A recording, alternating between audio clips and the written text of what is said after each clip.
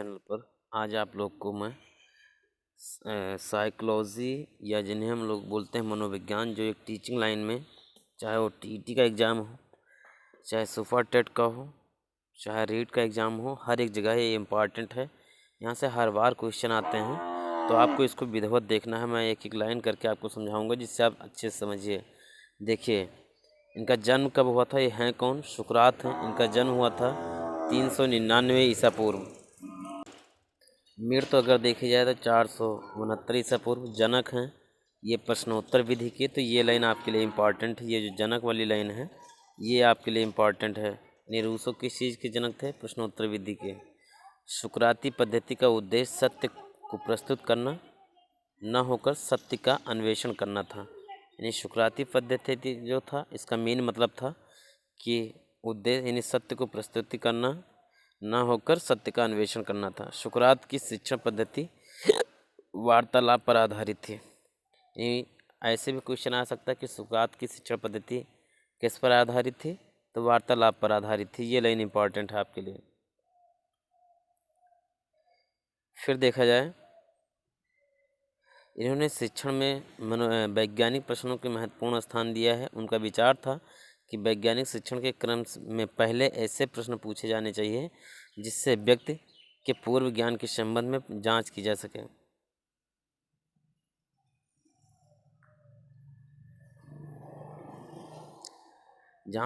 सके। तत्पश्चात इस प्रकार के प्रश्न होने चाहिए जिससे व्यक्ति को ज्ञात से अज्ञात की ओर ले जाया जा सके। तो यहाँ पर दो क्वेश्चन और आपके इम्पॉर्टेंट हुए हैं। पहला हुआ पूर्व ज्ञान के संबंध में जांच की जा सके। दूसरी क्वेश्चन ये है कि इस प्रकार के प्रश्न होने चाहिए जिससे व्यक्ति को ज्ञात से अज्ञात की ओर ले जाया जा सके। यानी सुकरात जो है ज्ञात से अज्ञात की ओर भी बल देते थे। और अन्य में ऐसे प्रश्न होने चाहिए जिनके उनके उत्तर में व्यक्ति स्वयं नवीन ज्ञान प्राप्त कर सके। सुकरात एक लास्ट लाइन, और वो भी सबसे ज़्यादा इम्पॉर्टेंट है, इसको आपको देखना है। सुकरात ने स्वशिक्षा पर बल दिया था। यानी क्वेश्चन ऐसे आ सकता है कि सुकरात ने किस शिक्षा पर ज़्यादा बल दिया था? तो सुकरात ने स्वशिक्षा पर बल अधिक दिया था। दूसरी सबसे खास बात है, ऐसे भी पूछा जाए सुकरात ने स्वशिक्षा पर बल दिया था, तो आपसे क्वेश्चन बन सकता है कि स्वशिक्षा पर बल किसने दिया था? ऑप्शन में आपको दे देगा सुकरात, प्लेटो या वर्डमैन। मतलब इस तरह से चार ऑप्शन आपको देगा, आपको उसमें सही होगा सुकरात। तो इसको आप नोट कर लीजिएगा। अगला क्वेश्चन देखिए, अब दूसरे नंबर पर है इनके प्लेटो के बारे में है। तो प्लेटो का जन्म हुआ था 427 ईसा पूर्व में, मृत्यु हुई थी 347 ईसा पूर्व में। पुस्तक का नाम है इनका रिपब्लिक लॉज। ये पुस्तक इम्पॉर्टेंट है, आप लोग इसको याद रखना। देखो, जो इम्पॉर्टेंट है मैं उसको अंडरलाइन कर देता हूँ, और याद करना बहुत मतलब ज़रूरी इतना तो नहीं है, लेकिन जानो रहेगा तो ज़्यादा सही रहेगा। जैसे पुस्तक है रिपब्लिक लॉज, यानी दो पुस्तक है, एक रिपब्लिक है, दूसरा लॉज है, तो ये आपको याद रखना है। फिर प्लेटो ने शिक्षा को नैतिक प्रशिक्षण की प्रक्रिया माना है।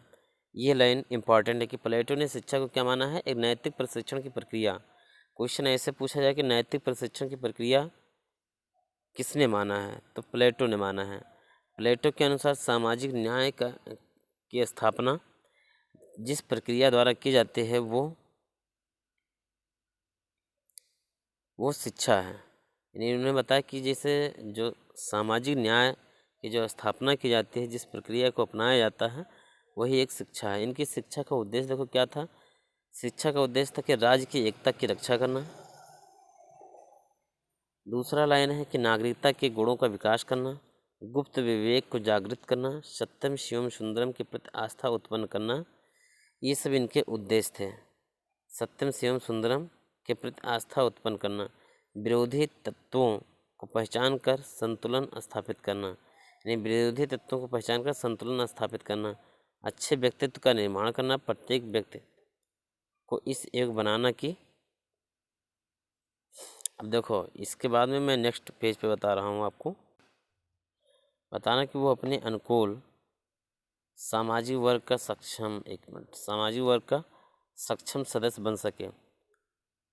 मानव शिशु को मानव बनाना, ये इनका था। फिर अगला है, नेक्स्ट है अरस्तु। अरस्तु के बारे में जान लीजिए। देखिए ये सब वही क्वेश्चन है जो पेपर में कहीं ना कहीं हर बार पूछे जाते हैं किसी न किसी तरह से घुमा फिरा कर। तो अरस्तु का अगर जन्म देखा जाए तो इनका जन्म जो है, एक मिनट, इनका जन्म 322 ईसा पूर्व में हुआ था, मृत्यु हुई थी 383 ईसा पूर्व में। अरस्तु के अनुसार शिक्षा का उद्देश्य आनंद की प्राप्ति। अरस्तु ने शिक्षण विधि के क्षेत्र में क्रांतिकारी कदम उठाया। फिर इनके अनुसार यानी सच्चा ज्ञान प्रत्यक्ष अनुभव से ही प्राप्त हो सकता है। तो ये लाइन सारी आपको याद रखना है। जिससे अरस्तु के अनुसार शिक्षा का उद्देश्य क्या है, आनंद की प्राप्ति करना। अब इस क्वेश्चन ऐसे भी पूछा जा सकता है कि आनंद की प्राप्ति करना का उद्देश्य, यानी आनंद की सिर्फ शिक्षा का आनंद की प्राप्ति करना किसका उद्देश्य था शिक्षा से, तो आपको जवाब देना है अरस्तु का। फिर इसके बाद में देखा जाए अरस्तु ने शिक्षण विधि के क्षेत्र में क्रांतिकारी कदम उठाया। इनके अनुसार सच्चा ज्ञान प्रत्यक्ष अनुभव से ही प्राप्त हो सकता है। अरस्तु का विचार था कि मस्तिष्क ज्ञान ज्ञात से अज्ञात की ओर तथा स्थूल से सूक्ष्म की ओर बढ़ता है। तो ये दो क्वेश्चन आपके लिए इम्पॉर्टेंट है जो पेपर में कहीं ना कहीं पूछे जाते हैं हर बार। तो इसको आप पहले ध्यान से समझिए। देखो पहला इनका क्या था, उसको हम लोग अंडरलाइन कर देते हैं। देखो अरस्तु का विचार था कि मस्तिष्क जो है ज्ञात से अज्ञात की ओर, तो एक लाइन ये इम्पॉर्टेंट है, यानी ज्ञात से अज्ञात की ओर, ज्ञात से अज्ञात की ओर तथा स्थूल से सूक्ष्म की ओर बढ़ता है। तो ये दोनों लाइन इम्पॉर्टेंट है। फिर अरस्तु की शिक्षा प्रणाली अनुभवाश्रित थी। उसने आगमन प्रणाली को महत्वपूर्ण माना है। अरस्तु ने किस प्रणाली को सबसे ज़्यादा महत्व दिया है, तो आगमन प्रणाली को। इसको आप लोग अंडरलाइन कर लेना या इसी को नोट करना है, यही इम्पॉर्टेंट है। फिर एथेंस में, देखो एथेंस में लीसियम विश्वविद्यालय की स्थापना की थी। चाहो तो इसको याद करो, ये बहुत ज़्यादा इम्पॉर्टेंट नहीं है लेकिन फिर भी अगर याद रखोगे तो काम आ गया। एथेंस में लीसियम विश्वविद्यालय की स्थापना इन्होंने की थी। फिर अगर देखा जाए अगला है जॉन लॉक। जॉन लॉक के बारे में अगर देखा जाए तो इनका जन्म जो है,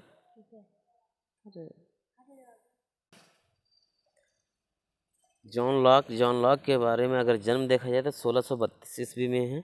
इनको ऐसे माना जा सकता है कि ये आधुनिक टाइम के हैं। फिर अगर इनकी मृत्यु देखा जाए तो 1704 ईस्वी में दिया है। आप ये दोनों चीज़ें चाहो तो नोट करो, अदरवाइज बहुत ज़्यादा इम्पॉर्टेंट नहीं है। हाँ, इनकी अगर पुस्तक के बारे में देखा जाए तो पुस्तक इम्पॉर्टेंट है, इसको नोट करना ज़रूरी है। शिक्षा पर कुछ विचार, ये इनकी पुस्तक है। फिर लॉक के अनुसार शिक्षा का उद्देश्य बालक को भद्र पुरुष बनाना है, यानी लॉक ने बताया है, जॉन लॉक ने, कि शिक्षा का उद्देश्य बालक को एक भद्र पुरुष बनाना है। शिक्षा का ये मतलब होता है, ये लॉक ने बताया था। अब क्वेश्चन इस तरह से पूछा जाएगा कि भद्र यानी शिक्षा का उद्देश्य बालक को भद्र पुरुष बनाना है, इसमें से किसने कहा था। नंबर 1 होगा जॉन लॉक, नंबर 2 होगा अरस्तु, नंबर 3 होगा प्लेटो, नंबर 4 होगा सुकरात। तो उसमें से आपका सही ऑप्शन माना जाएगा जॉन लॉक। फिर इसके बाद में देखो लॉक के अनुसार ये हो चुका है। फिर लॉक के मतानुसार पाठ्यक्रम के निर्माण का प्रमुख सिद्धांत है उपयोगिता।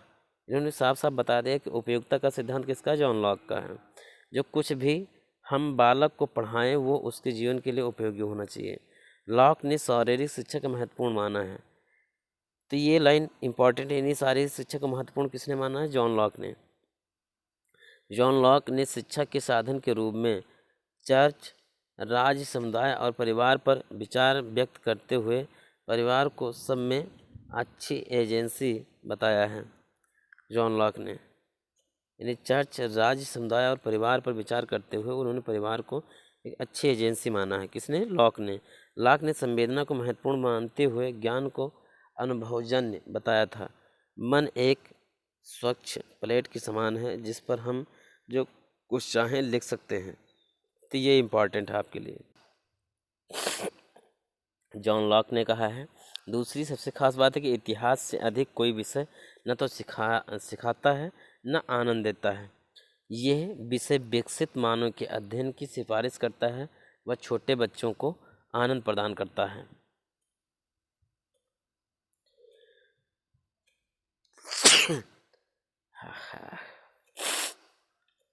सॉरी, इसको भी कहा है लॉक ने ही।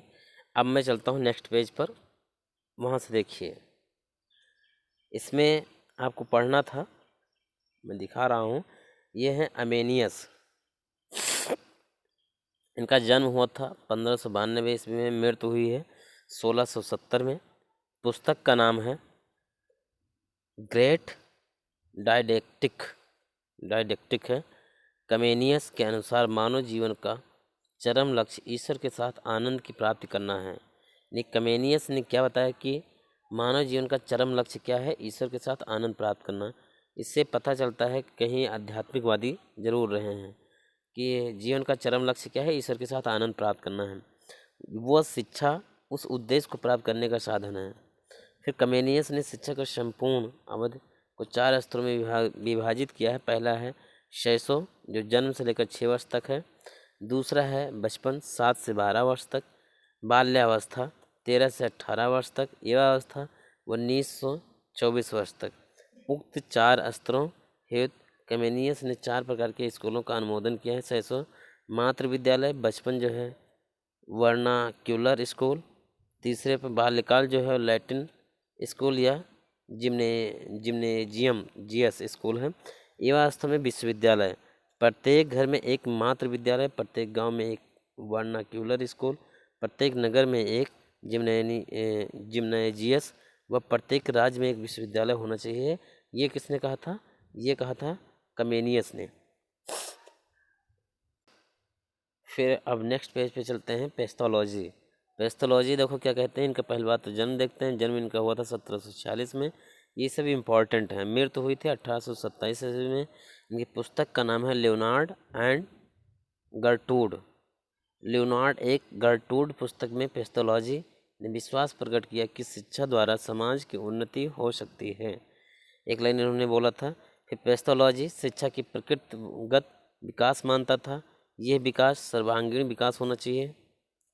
पेस्थोलॉजी व्यक्ति के 3 पक्ष, शारीरिक, मानसिक व नैतिक, तीनों का ही विकास शिक्षा का उद्देश्य मानता था। ये लाइन सब इम्पॉर्टेंट है। फिर देखिए, पेस्थोलॉजी ने शब्दों के स्थान पर पदार्थ को अधिक महत्व दिया है। यानी शब्दों के स्थान पर उन्होंने पदार्थ को ज़्यादा महत्व दिया है।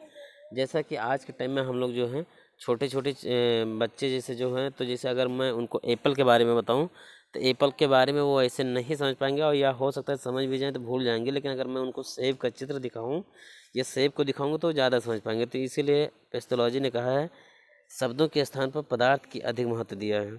इसके अनुसार प्रत्यक्ष अनुभव से ही ज्ञान प्राप्त होता है, अतः उसने प्रत्यक्ष अनुभव को आवश्यक बताया है। मतलब क्या इम्पोर्टेंट लाइन है? लाइन यही इम्पोर्टेंट है कि प्रत्यक्ष अनुभव जब हम करेंगे, करके देखेंगे, वो मेरे लिए एक अस्थाई ज्ञान होगा। इसीलिए मतलब बोलते हैं आज के टाइम में भी बहुत लोग इसको अप्लाई भी करते हैं, जिसको कहते हैं प्रैक्टिकल नॉलेज। तो प्रैक्टिकली नॉलेज जब हम लोग प्रैक्टिकल करेंगे वो बहुत दिनों तक अस्थाई रहेगा। इसलिए हम लोग को इस पर ज़्यादा वर्क करना है। और प्रैक्टिकली नॉलेज किसने बताया था? पेस्टोलॉजी ने। फिर एक अगला व्यक्ति है, इनके बारे में अगर देखा जाए तो ये है फ्रोवेल। बहुत ही इम्पॉर्टेंट, बहुत ज़्यादा पेपर में पूछे जाने वाले। इनकी जन्म है 1782 ईस्वी में, मृत्यु हुआ था 1852 में। पुस्तक है मनुष्य की शिक्षा, एजुकेशन ऑफ ह्यूमन या ह्यूमन एजुकेशन। इनके किस विधि के इनके जन्म माने जाते हैं? तो किंडरगार्टन विधि के जनक माने जाते हैं। जन्म जर्मनी ने किंडरगार्टन का अर्थ उद्यान होता है। यानी जर्मनी की भाषा में अगर देखा जाए तो किंडरगार्टन का अर्थ होता है उद्यान, यानी बाग बगीचे से है। तो ये शब्द जो है सबसे ज़्यादा इम्पॉर्टेंट माना गया है, किंडरगार्टन। और ये आपके टेट में भी पूछा गया है, सुपर टेट में भी पूछा गया है, सबसे ज़्यादा पूछा जाता है सी टेट में। इसलिए इनको आप अच्छे से पढ़ना समझने की ज़रूरत है। अब अगले स्टेप पे देखो, किंडरगार्टन पद्धति में बालकों को शिक्षा के लिए मात्र खेल तथा शिशु गीतों का प्रयोग किया जाता है। यानी किंडरगार्टन में कैसे शिक्षा दी जाती है? तो मात्र खेल, यानी जो घर में खेले जाते हैं ऐसे खेल, छोटे छोटे खेल के इंक्लूड किया जाता है। गीतों के माध्यम से शिक्षा प्रदान की जाती है। फिर है फ्रोवेल ने अपनी किंडरगार्टन पद्धति में अमूर्त सीखने के स्थान पर क्रिया द्वारा सीखने पर बल दिया है। यहाँ पर किंडरगार्टन ने यानी फ्रॉवेल ने भी एक चीज़ स्पष्ट बताया है कि अगर हम लोग जो चीज़ें अमूर्त सीखते हैं वो बहुत दिनों तक हमारे माइंड में अस्थायी नहीं रहता है। अगर उनको सीखना है तो बाई प्रूफ, जिसे प्रत्यक्ष के रूप में या प्रैक्टिकली अगर हम सीखेंगे तो वो अस्थायी रहेगा। जैसे अभी मान लीजिए आप लोग यूपी के हैं या मान लीजिए इंडिया के हैं, मैं आपको यूनाइटेड किंगडम के बारे में कुछ चीज़ें वहाँ की बताऊँ, अगर आप उसको देखे नहीं तो बहुत दिनों तक आपके माइंड में वो अस्थायी नहीं रहेगा। उसको अस्थायी रखने के लिए क्या होगा कि एक बार अगर आपको वहाँ पर टूर लेकर जाएँ, वहाँ घुमा दें, तो बहुत दिनों तक अस्थायी रहेगा। शिक्षा का उद्देश्य फ्रोवेल ने एकता के नियम पर आधारित किया है। यानी शिक्षा का उद्देश्य जो फ्रोवेल ने बताया है कि एकता के नियम में बंधे रहना ही शिक्षा का मुख्य उद्देश्य है। फ्रोवेल ने बालकों की शिक्षा के लिए जिन उपकरणों का संगठन किया उन्हें फ्रोवेल का उपकार कहा जाता है। इनकी संख्या 20 है। इनकी संख्या कितनी है? 20 है। अब देखिए मैं नेक्स्ट पेज पर इनके ले चलता हूँ और यहाँ से आपको बहुत सारी चीज़ें क्लियर होंगी। जैसे बाल मनोविज्ञान है संग्रह पुस्तक, पहले इनके बारे में समझ लेता हूँ। है कौन? ये मांटेसरी पद्धति, जो आप लोग कहते हैं कि हाँ मांटेसरी में एडमिशन करवाना है, यानी मांटेसरी एक व्यक्ति का नाम था, तो उनके बारे में बताया जा रहा है। देखो मांटेसरी का जन्म कब हुआ था? 1870 ईस्वी में मांटेसरी का जन्म हुआ था और मृत्यु हुई थी 1952 ईस्वी में। पुस्तक है इनकी पुस्तक का भी नाम है मांटेसरी पद्धति, यानी जिसको आज के टाइम में हम लोग बोलते हैं मांटेसरी। तो मांटेसरी पद्धति इनकी पुस्तक का नाम था और इनका नाम क्या था? मांटेसरी, जिसको हम लोग बोलते हैं शुद्ध नाम इनका था मांतेसरी। तो देखिए मांतेसरी ने पिछड़े हुए बालकों की शिक्षा के लिए एक विशिष्ट पद्धति का जन्म दिया, जिसे मांतेसरी पद्धति कहते हैं। इनका 3 से 6 वर्ष के बच्चों की शिक्षा की ओर विशेष ध्यान था। मांटेसरी पद्धति में शिक्षक के स्वभाव व चरित्र पर विशेष जोर दिया जाता है। इनके अनुसार शिक्षा का उद्देश्य बालक को व्यक्तित्व का विकास कराना है। मैडम मांटेसरी, और ये जो मांटेसरी थे ये कोई पुरुष नहीं था, मैडम थे, तो वही लिखा है। मैडम मांटेसरी ने ज्ञानेंद्रियों व कर्मेंद्रियों की शिक्षा पर भी विशेष बल दिया है। तो ये लाइन जो आपके लिए है ये ज़्यादा इम्पॉर्टेंट है कि ज्ञानेंद्रियों कर्मेंद्रियों की शिक्षा पर ज़्यादा बल दिया है। मांटेसरी पद्धति जो है वो छोटे बच्चों के लिए कारगर है, यानी 3 से 6 वर्ष के बच्चों के लिए कारगर है। इस पर आपको याद रखना है। मांटेसरी विद्यालय में 3 वर्ष से 7 वर्ष तक के बालकों की शिक्षा व्यवस्था प्रावधान है। विद्यालय को बालक का घर कहा जाता है। किसने कहा था? मांटेसरी ने कहा है। मांटेसरी ने क्या कहा था कि विद्यालय जो है ये बालक का घर होता है, और ऐसा किसने कहा था? मांटेसरी ने कहा था। फिर देखा जाए अगर तो बालक को किसी समय किसी आवश्यकता की चेतना तीव्र रूप में होती है, ऐसे क्षण को मांटेसरी ने मनोवैज्ञानिक क्षण कहा जाता है। यानी मांटेसरी के सिस्टम में देखें या मांटेसरी के अनुसार देखें तो बालक को किसी समय किसी आवश्यकता की चेतना जितनी तीव्र होती है, उस चेतना को या उस क्षण को मांटेसरी का मनोवैज्ञानिक क्षण कहा जाता है। तो ये आपके लिए इम्पॉर्टेंट है। फिर अगले स्टेप पे देखा जाए अगर तो ये है किलपैट्रिक भी आपके सीटेट में पूछे जाते हैं और टेट में भी पूछे जाते हैं, इवन सुपर टेट में भी पूछे जाएंगे, तो ये इम्पॉर्टेंट है।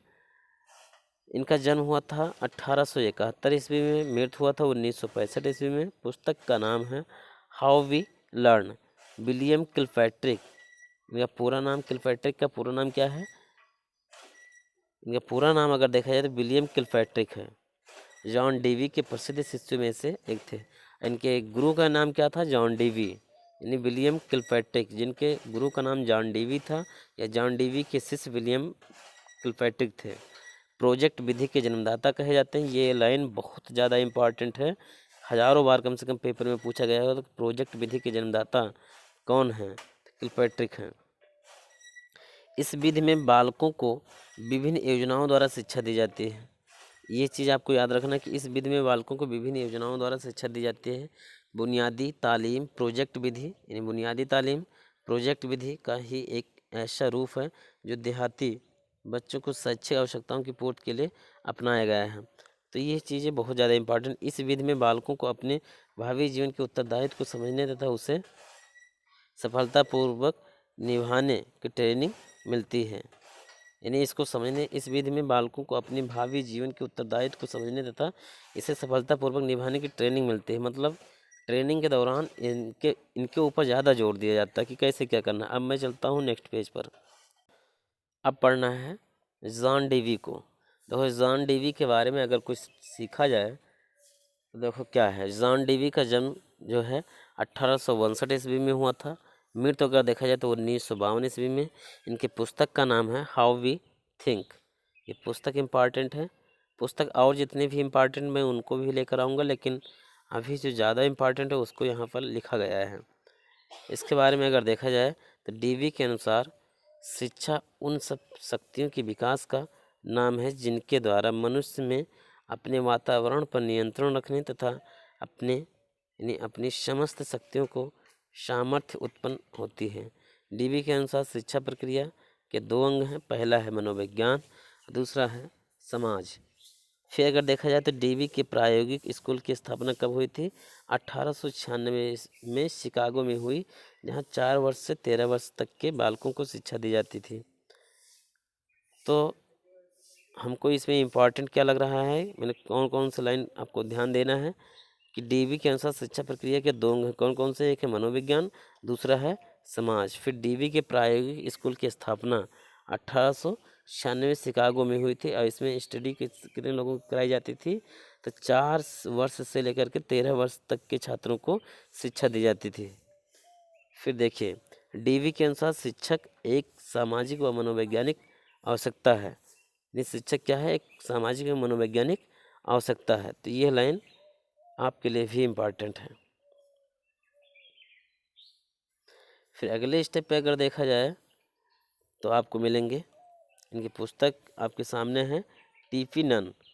टीपी नन के बारे में अगर देखा जाए तो इनका जन्म जो है 1870 में हुआ था।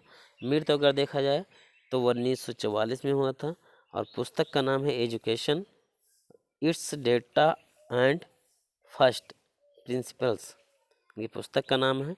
नन के अनुसार बालक एक गति में बढ़ता है, इसलिए उसे गति व अवस्था के अनुसार शिक्षा देनी चाहिए। ये मैंने नहीं कहा है, ये नन ने कहा है। तो आपको ये लाइन जरूर याद रखना कि नन ने क्या कहा था कि बालक की वृद्धि जो है वो एक सीक्वेंस में होती है, मतलब एक आर्डर क्रम में होती है। तो इसी प्रकार से उसको शिक्षा भी एक सीक्वेंस में ही देना चाहिए। नन के अनुसार अगर देखा जाए बालक आश्चर्य, लाभ तथा सिद्धांत इन तीनों अवस्थाओं से गुजरता है। नन के अनुसार बालक आश्चर्य, लाभ तथा सिद्धांत। अब आश्चर्य, लाभ तथा सिद्धांत का सेंस क्या है मैं इसको समझाता हूँ। आश्चर्य का मतलब है कि जैसे अगर कोई चीज़ वो करने की कोशिश कर रहा है, वो नहीं कर पा रहा है, बार बार उस पर प्रैक्टिस करता है, फिर अचानक उसका काम हो जाता है तो वो आश्चर्यचकित होता है कि ये कैसे हो गया। फिर उससे उसको प्रॉफिट देखता है कि ये जो मैंने काम किया है ये कहीं और उपयोगी है, इससे मुझे कुछ लाभ मिलेगा या नहीं, तो उसका लाभ देखता है। फिर वही एक सिद्धांत बन जाता है। जैसे एक बार उसको पता चल गया कि इस काम को मुझे इस तरह से करना है अब, तो वो उसको एक सिद्धांत मान लेगा कि दोबारा जब उसको काम करना होगा तो वो उसी तरह ही करेगा, उसको अपनाएगा। तो इसलिए नन के अनुसार अगर देखा जाए तो बालक के 3 सिद्धांत, पहला है आश्चर्य, दूसरा लाभ और तीसरा है सिद्धांत। इन तीनों पर आवश्यकताओं से गुजरता है। दंड के संबंध में विचार था कि दंड का उद्देश्य अर्थहीन प्रवृत्तियों को शुद्ध करके अच्छे कार्य में लगाना है, ये नन जी कह रहे हैं।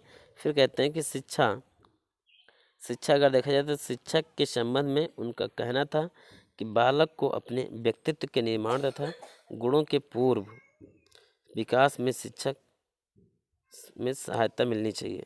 तो ये लाइन बहुत ज़्यादा इम्पोर्टेंट नहीं है। देखो कुछ इनके पुस्तकें भी हैं, उस पुस्तक के मतलब लेखक कौन है वो भी है, आप इसको नोट डाउन कर लीजिएगा। जैसे एक पुस्तक का नाम है इमाइल। इमाइल लेखक कौन है? रूसो। फिर अरस्तु हैं, अरस्तु की पुस्तक का नाम है डी एनीमा। और थॉमस हॉब्स जो हैं इनकी पुस्तक का नाम है ह्यूमन नेचर या लेविएथान। फिर जॉर्ज वर्कले, इनकी पुस्तक का नाम है an essay towards a new theory of vision. फिर डेविड हार्टले हैं, इनकी पुस्तक का नाम है ऑब्जर्वेशन ऑफ मैन। फिर थॉमस रीड हैं, इनके पुस्तक का नाम है essay on the intellectual power of man. फिर जॉन स्टुअर्ट मिल, इनकी पुस्तक का नाम है एनालिसिस ऑफ ह्यूमन माइंड। फिर 8वें नंबर पर विलियम वुंट, इनकी पुस्तक का नाम है साइकोलॉजी, यानी साइकोलॉजिकल साइकोलॉजी। फिर टिचनर की पुस्तक का नाम है एन आउटलाइन ऑफ साइकोलॉजी।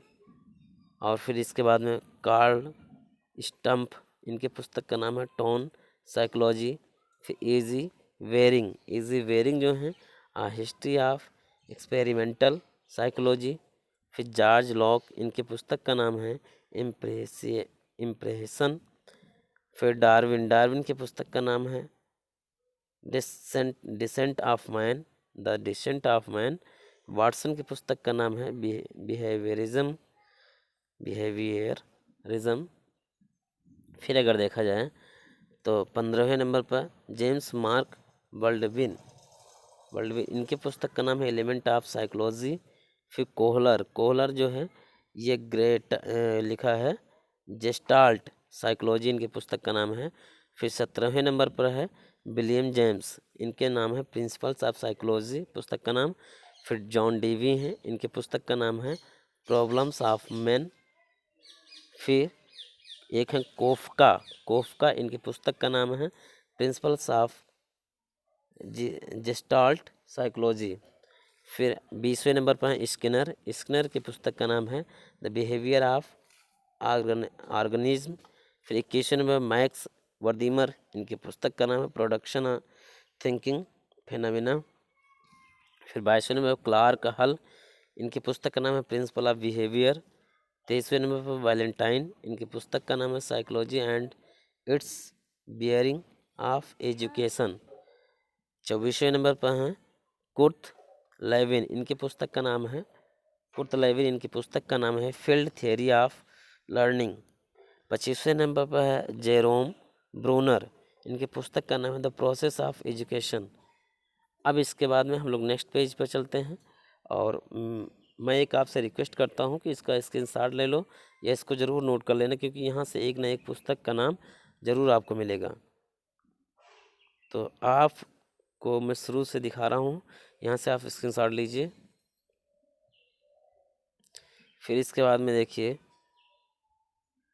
इतने पेज का फिर से स्क्रीनशॉट लीजिए और ये आपको लास्ट पेज है, यहाँ से भी पूरे का स्क्रीनशॉट ले लीजिए।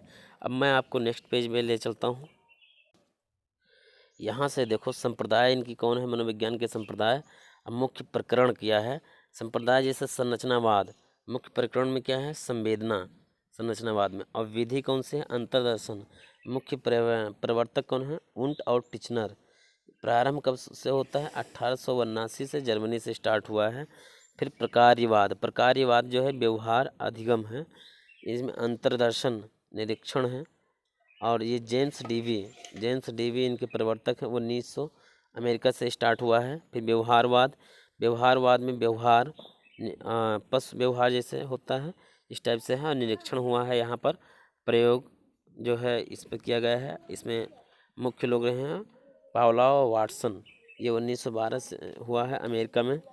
फिर इसके बाद समग्रवाद या गेस्टाल्टवाद, यहाँ पर प्रत्यक्षीकरण या अंतर्दृष्ट अचेतन जो एक मनोविश्लेषणवाद के सिद्धांत पर काम करते हैं। यहाँ पर अंतर्दर्शन निरीक्षण प्रयोग प्रत्यक्ष परीक्षण है, इसमें Wertheimer Kohler Koffka Freud Adler Jung. यहाँ पर 1912 से जर्मनी से स्टार्ट हुआ था, 1900 से ऑस्ट्रेलिया तक। फिर शिक्षा मनोविज्ञान की विधियाँ कौन कौन सी हैं इसको समझते हैं। फिर बहुत सारी चीज़ें आज पढ़ना है आपको, जैसे अंतर्निरीक्षण विधि, इसको उंट टिचनर और जर्मनी में ये शुरू किया गया था। सबसे प्राचीन विधि है, ये अवैज्ञानिक तरीके से इसको अपनाया गया था, ये अवैज्ञानिक तरीके से है।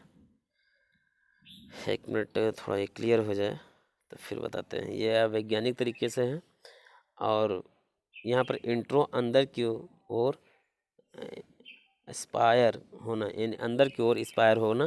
फिर एक है प्रयोगात्मक विधि, इसमें विलियम वुंट और जर्मनी की ये मतलब जर्मनी से स्टार्ट हुआ था। मनोविज्ञान को विज्ञान का दर्जा दिलाने वाले इन्हें कौन थे विलियम वुंट थे। मनोविज्ञान को एक विज्ञान का दर्जा दिलाने में सबसे बड़ा अहम रोल किसका रहा है, तो वो रहा है विलियम वुंट का। और इनके बारे में देखा जाए तो मनोवैज्ञानिक विधि है, फिर आंशिक दोषपूर्ण, इसमें दोष बहुत कम आया है। फिर देखा जाए तो निरीक्षण विधि में वाटसन आते हैं, ये अमेरिका के रहने वाले हैं। सभी विज्ञानों के प्रयोग होता है। यहाँ पर परिणाम अगर देखा जाए तो वस्तुनिष्ठ, ये विश्वसनीय, वैध था। फिर सार्वभौमिक विधि भी कहा जाता है इनको। फिर अगले स्टेप पे अगर है तो मनोविश्लेषणवाद विधि है। मनोविश्लेषणवाद विधि, इसमें अगर देखा जाए विधिवत मनोविश्लेषण विधि, एक मिनट, तो यहाँ पर ये मनोविश्लेषण विधि जो है, मिनट, मनोविश्लेषण विधि, इसमें सिगमंड फ्रायड हैं, ऑस्ट्रेलिया के रहने वाले हैं। अचेतन मन का अध्ययन इन्होंने किया था। ये सारे इंपॉर्टेंट है क्योंकि क्वेश्चन इस तरह से पूछा जाएगा कि अचेतन मन का अध्ययन किसने किया था, तो सिगमंड फ्रायड का नाम आना चाहिए। मनोवैज्ञानिक विधि इन पर भी है। फिर अतृप्त इच्छाओं को जानने के में सहयोगी, ये अचेतन मन जो है ये किस पर ज़्यादा काम करता है, अतृप्त इच्छाओं को जानने में सहयोगी होते हैं ये। फिर अगला है व्यक्ति इतिहास विधि, इसमें ट्राइडमैन है, जर्मनी के रहने वाले हैं। विशिष्ट शिक्षण व्यवहार विकृति के बारे में जाना जाता है, विश्वसनीय विधि है ये, इसमें नैदानिक विधि भी कहा जाता है इसको। फिर है प्रश्नावली विधि में ये वुडवर्थ अमेरिका के रहने वाले हैं। इसमें शील गुण मानसिक सरल विधि है, ये मानसिक योग्यता अभिरुचि है, ये सरल विधि के अंतर्गत आती हैं।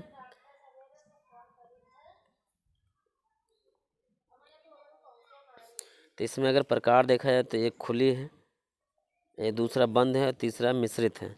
फिर प्रासंगिक अंतर्बोध टेट परीक्षण, ये भी बहुत ज़्यादा इंपॉर्टेंट है। इस बार ये सीटेट में भी पूछा गया था और टेट में भी पूछा गया था, तो इस टाइप के क्वेश्चन ज़्यादातर आते हैं, इसलिए इनको आपको तैयार करना है। ये किस में है, मार्गन हेनरी मोर्रे ब्रिटेन। प्रक्षेपीय ढंग से व्यक्तिगत यानी व्यक्तित्व मापन होता है, इसमें मनोवैज्ञानिक विधि है और इसको कार्ड्स के द्वारा व्यक्तित्व मापन कराया जाता है। मैं आपको ये जितने परीक्षण हैं इसको मैं अलग से वीडियो लेकर आऊँगा, लेकिन आज मेरा मकसद था, यहाँ से देखो आपको मनोविज्ञान का परिचय पढ़ना है। तो इसमें देखो सन 1882 में जर्मनी में एक लोपजिंग विश्वविद्यालय के अंतर्गत विलियम वुंट के द्वारा विश्व की प्रथम मनोविज्ञान प्रयोगशाला की स्थापना की गई। इस प्रयोगशाला का नाम साइकोलॉजिकल इंस्टीट्यूट था। विश्व की प्रथम मनोविज्ञान प्रयोगशाला में अध्ययन विषय मन संवेदना था। विलियम वुंट ने प्रत्यक्ष ज्ञान तत्कालिक अनुभूत को ही चेतना कहा है। वुंट ने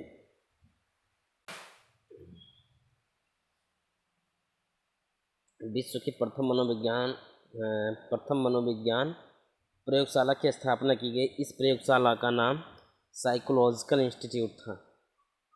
विश्व की प्रथम मनोविज्ञान प्रयोगशाला में अध्ययन विषय मन यानी संवेदना था। फिर विलियम वुंट ने प्रत्यक्ष ज्ञान यानी तत्कालिक अनुभूत को ही चेतना कहा है। वुंट ने मनोविज्ञान को चेतना का विज्ञान कहा है। किसने, ये लाइन इंपॉर्टेंट है, सारी आपको अंडरलाइन कर दे रहा हूँ, इसको जरूर नोट कर लेना। ने विश्व की प्रथम मनोविज्ञान प्रयोगशाला में अध्ययन विषय क्या था, मन था। दूसरा है कि विलियम वुंट ने प्रत्यक्ष ज्ञान को यानी तत्कालिक अनुभूत को ही चेतना कहा है। प्रत्यक्ष ज्ञान को चेतना कहा किसने, विलियम वुंट ने। वुंट ने मनोविज्ञान को चेतना का विज्ञान कहा। वुंट ने मनोविज्ञान को चेतना का विज्ञान कहा है। कैसा विज्ञान कहा है, चेतना का विज्ञान कहा है। टिचलर ने अनुभव करने वाले व्यक्ति पर आधारित अनुभूति ये मनोविज्ञान का विषय वस्तु माना है। टिचलर के अनुसार अगर देखा जाए तो अनुभव करने वाले व्यक्ति पर आधारित अनुभूति को ही मनोविज्ञान कहा है।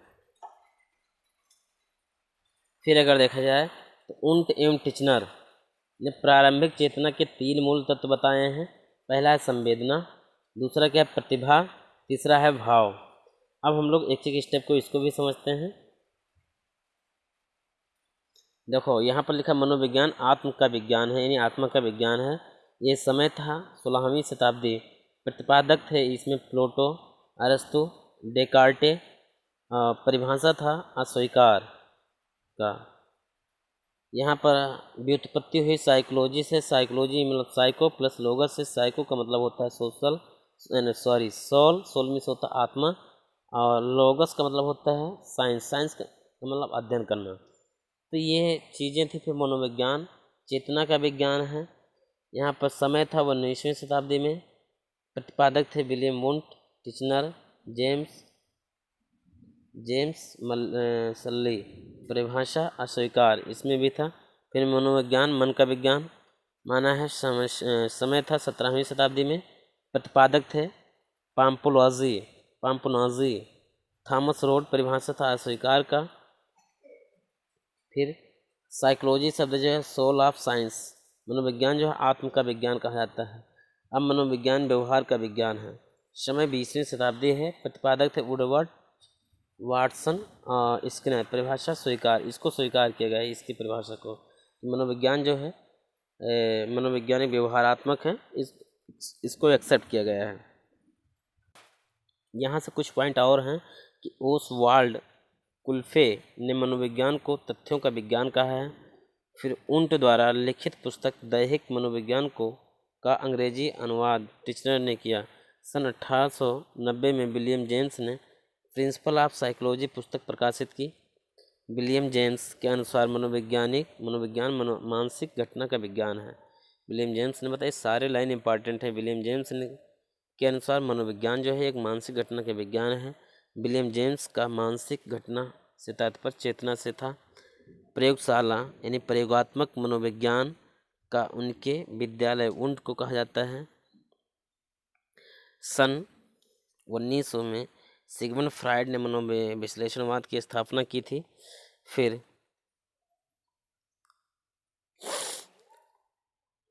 सन 1900 में सिगमंड फ्रायड ने अपनी पुस्तक सपनों की व्याख्या प्रकाशित की, जिससे उन्हें विश्व स्तर पर ख्याति प्राप्त हुई। फिर सिगमंड फ्रायड ने अचेतन की व्याख्या कर इस बात को स्पष्ट किया कि व्यवहार का अधिकांश भाग अचेतन द्वारा निर्धारित होता है। फ्रायड ने अचेतन की तुलना समुद्र में डूबे हुए हिमखंड के साथ की। बहुत इंपॉर्टेंट लाइन है कि फ्रायड ने अचेतन की तुलना जो है समुद्र में डूबे हुए हिमखंड के साथ की है। सन 1912 के समय को मनोविज्ञान के क्षेत्र में क्रांतिकारी वर्ष कहा जाता है। सन 1912 इसमें ही जेवी वाटसन ने व्यवहारवाद की घोषणा की। सन 1925 में ही जेवी वाटसन द्वारा व्यवहारवाद पुस्तक लिखी गई। व्यवहारवाद पर सर्वाधिक प्रभाव पश्चिम मनोविज्ञान का रहा। सन 1954 में इलाहाबाद में मनोविज्ञान प्रयोगशाला की स्थापना हुई। यांत्रिक स्थिति व शारीरिक व्याख्या के कारण केवानिस को शारीरिक मनोविज्ञान का जनक कहा जाता है। वाटसन की पुस्तक व्यवहारवाद के संबंध में न्यूयॉर्क टाइम्स में कहा गया कि ये पुस्तक मानव जाति के बौद्धिक इतिहास में युगांतकारी है।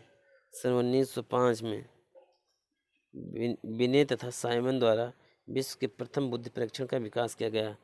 ये सारे पॉइंट जितने मैंने पढ़ा है ये बहुत ज़्यादा इम्पॉर्टेंट है। आप पेपर उठा के देख लीजिए, फिर देख लीजिए यहाँ से क्वेश्चन किस तरह से आए हैं। तो ये आपके लिए इम्पॉर्टेंट है। आप चाहो अगर नहीं लिखना है तो स्क्रीनशॉट ज़रूर ले लो।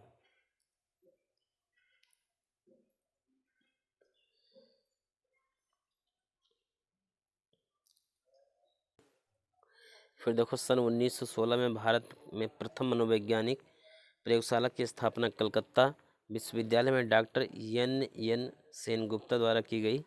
मनोविज्ञान की शाखा के रूप में शिक्षा मनोविज्ञान की उत्पत्ति 1900 ईस्वी में मानी जाती है।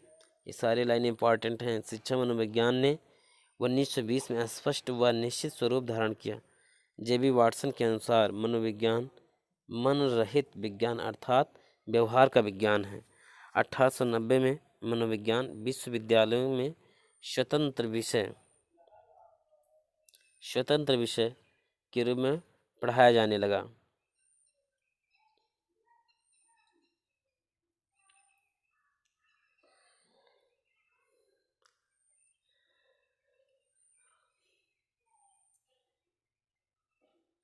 के रूप में पढ़ाया जाने लगा। तो यहाँ से ये चीज़ देखिए, फिर इसके बाद में अगले स्टेप पर यहाँ से देखिए आप,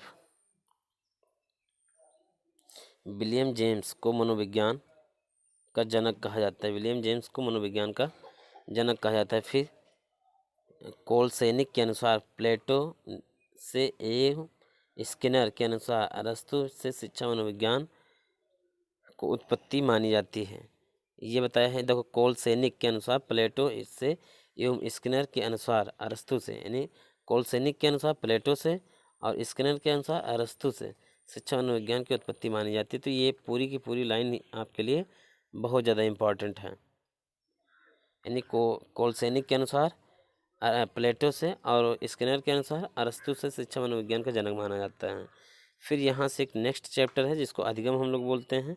ये भी बहुत ज़्यादा इंपॉर्टेंट है, यहाँ से क्वेश्चन हर बार पूछे गए हैं, तो इसको भी आप अच्छे से पहले देखिए।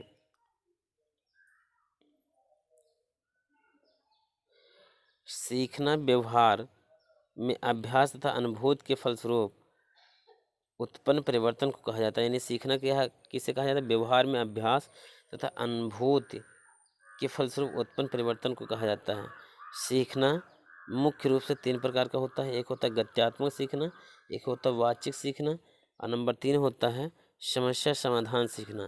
जैसे गत्यात्मक और वाचिक का सीखने का मतलब होता है गत्यात्मक एक्टिविटीज से सीखना, वाचिक का मतलब कोई बता दे तब आपको सीखना है, और समस्या समाधान का सीखना जिससे सबसे ज़्यादा अगर अस्थाई देखा जाए तो ये समस्या समाधान का सीखना है। जैसे मान लीजिए आपको कोई एक इंस्ट्रूमेंट आप बना रहे हैं या जोड़ रहे हैं, अब अचानक उसको आप बना ले गए, तो इससे क्या होगा कि आपको पहले पास समस्या आई, समस्या आने के बाद आपने उस पर काम किया, आपका रिजल्ट भी पॉजिटिव आया, आप उसको सीख गए, अब उसको लाइफ में कभी नहीं भूलोगे। तो ये समस्या समाधान सीखना कहलाता है। फिर देखिए सीखना अगर देखा जाए तो यहाँ से क्या होगा, सीखना मुख्य रूप से 3 विधियों द्वारा होता है। पहला अधिगम यानी अविराम तथा विराम विधि, दूसरा होता है पूर्ण तथा अंश विधि, तीसरा होता है अभिप्राय सीखना तथा प्रासंगिक सीखना। ऐसी वक्र रेखाएं जो सीखने को उन्नति तथा अवनति को दर्शाती हैं उन्हें अधिगम वक्र रेखाएं कहा जाता है। ये लाइन भी इम्पॉर्टेंट है, बहुत बार पूछी गई है कि ऐसी रेखाएं जो सीखने को उन्नति तथा अवनति को दर्शाते हैं उन्हें अधिगम वक्र रेखाएं कहते हैं। अधिगम और अनुगम का सेंस ये है कि बढ़ते क्रम में और घटते क्रम में जो सिखाया जाता है, यानी पहले जिसमें शिक्षा कम मिली फिर आगे चल के बहुत अच्छी शिक्षा प्राप्त होती है, तो वो भी एक अधिगम का कारक है। और दूसरी बात, पहले अधिक शिक्षा मिली है और पहले आपको अच्छा नॉलेज था, फिर धीरे धीरे करके आपको नॉलेज जो है ड्रॉप होने लगता है, तो एक ये प्रकार की भी अधिगम होती है। तो ये दोनों जब मिला करके जो शिक्षाएं मिलती हैं उनको कहते हैं अधिगम वक्र रेखाएं। रेखाओं के द्वारा से इनको प्रदर्शित किया जाता है। जब किसी विशेष कार्यक्रम के अंतर्गत किसी कार्य को सीखा जाता है तो इसे कार्यक्रमिक सीखना कहते हैं। तो इसे कार्यक्रमिक सीखना कहते हैं। जब किसी विशेष कार्यक्रम के अंतर्गत किसी कार्य को सीखा जाता है तो उसे कार्यक्रमिक सीखना कहते हैं।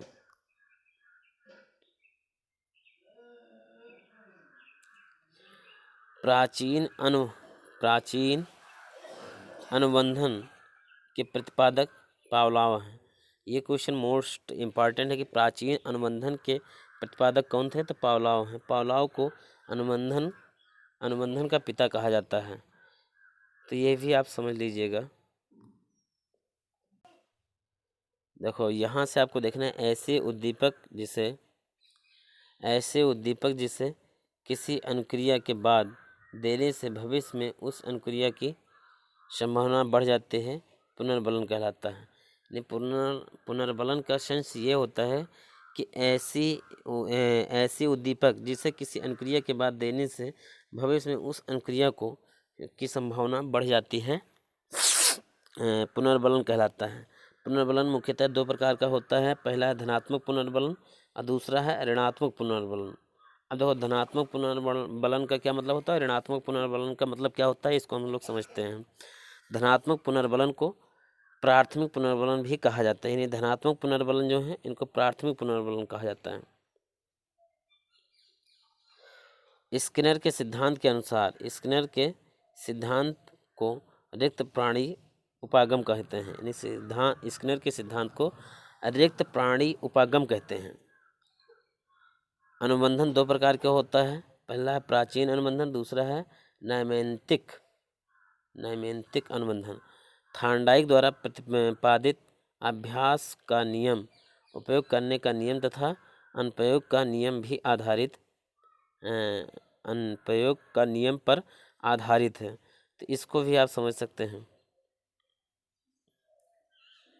फिर देखिए, अंतर्दृष्टि द्वारा सीखने के दो स्तर होते हैं। अंतर्दृष्टि द्वारा सीखने के दो स्तर होते हैं। पहला है प्रत्यक्ष ज्ञानात्मक स्तर पर सीखना और दूसरा है प्रत्यात्मक स्तर पर सीखना। जैसे संपूर्ण परिस्थिति को समझकर अनुक्रिया करना ही सूझ या अंतर्दृष्टि है। क्या है ये लाइन आपके लिए इम्पोर्टेंट है, सूझ या अंतर्दृष्टि है।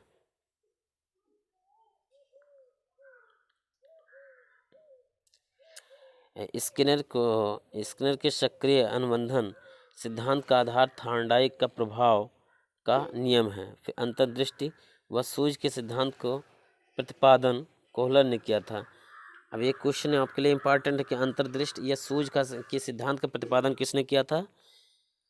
तो क्वेश्चन दोनों पूछे जा सकते हैं, दोनों एक साथ मिला के पूछे जा सकते हैं। पहला क्या है कि अंतर्दृष्टि व सूझ के सिद्धांत का प्रतिपादन किसने किया था, तो कोहलर ने किया था। फिर दूसरा क्वेश्चन कि अंतर्दृष्टि का प्रतिपादन किसने किया था, कोहलर ने। फिर सूझ का सिद्धांत का प्रतिपादन किसने किया था, तो कोहलर ने किया था। इस तरह से आपके क्वेश्चन पूछे जाएंगे। स्किनर ने अपने सिद्धांत में दो प्रकार के व्यवहारों का वर्णन किया है। पहला है उद्दीपन प्रसूत और दूसरा है क्रिया प्रसूत। तो ये दोनों लाइन आपके लिए इम्पॉर्टेंट है, उद्दीपन प्रसूत और क्रिया प्रसूत, इस दोनों को नोट कर लेना।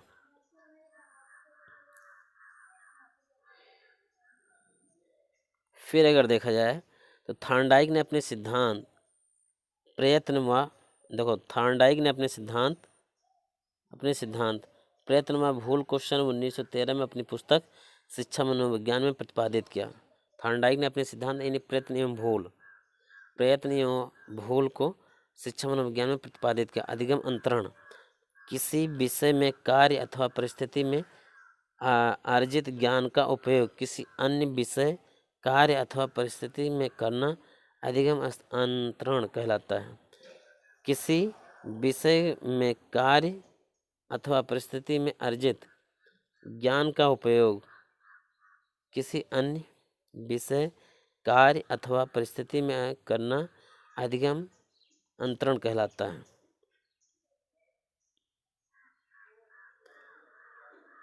एक होता है धनात्मक अंतरण। तो धनात्मक अंतरण में देखो, जब पूर्ण अर्जित ज्ञान नए ज्ञान को प्राप्त करने में सहायक होता है, जैसे संस्कृत का ज्ञान हिंदी सीखने में सहायक होता है, तो ये आपका धनात्मक अंतरण है। ऋणात्मक अंतरण है, जैसे मान लीजिए आप मैथ पढ़ रहे हैं, तो मैथ का ज्ञान क्या आपके हिंदी या हिस्ट्री के ज्ञान में काम आएगा, तो ऐसा आपका आंसर आना चाहिए नहीं। लेकिन धनात्मक है, जैसे मान लीजिए आप मैथ पढ़ चुके हैं लेकिन आपको फिजिक्स पढ़ना हो, तो ये उसके लिए अप्लाई होगा, उसमें काम आएगा।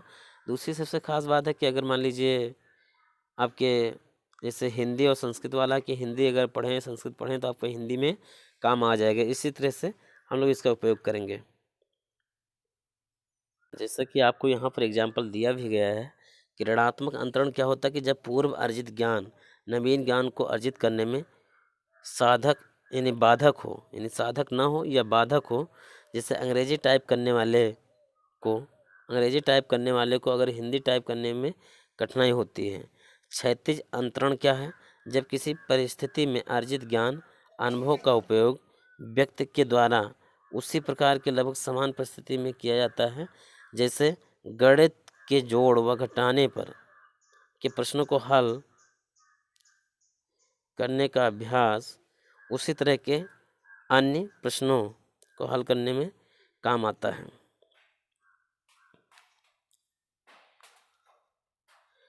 अब देखो इसके बाद में ऊर्ध्व अंतरण। तो ऊर्ध्व अंतरण का मतलब क्या है कि जब किसी परिस्थिति में अर्जित ज्ञान अनुभव अथवा प्रशिक्षण का उपयोग प्राणी के द्वारा किसी अन्य भिन्न प्रकार की उच्च स्तरीय परिस्थितियों में किया जाता है, जैसे स्कूटर चलाने वाले व्यक्ति द्वारा कार चलाना सीखने सीखते समय उसके पूर्व यानी पूर्ण अनुभव का ऊर्ध्व अंतरण होता है। फिर द्विपार्श्विक अंतरण, जब मानव शरीर के एक भाग को दिए गए प्रशिक्षण का अंतरण दूसरे भाग में होता है।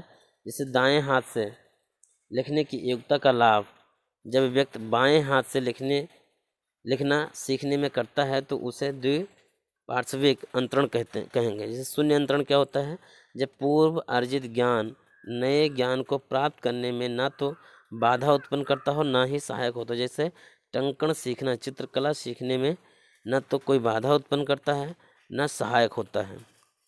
अब फिर देखिए अधिगम स्थानांतरण के शैक्षिक महत्व क्या हैं, इनको हम लोग समझते हैं। आज आपको पूरा मनोविज्ञान पढ़ना है, जिससे आपके आने वाले पेपर जो हैं यहाँ से कम 30 में से 28-29 क्वेश्चन फंस जाएं। तो ये पूरी कोशिश है हमारी।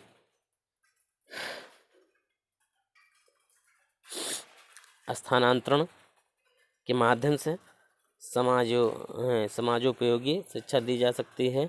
शिक्षण विधियों के में सुधार किया जा सकता है। सह संबंधित पाठ तैयार किया जा सकता है। फिर अध्ययन की सर्वोत्तम विधि का चयन किया जा सकता है। बालक की मानसिक योग्यताओं को विकास कर अंतर्दृष्टि विकसित की जा सकती है।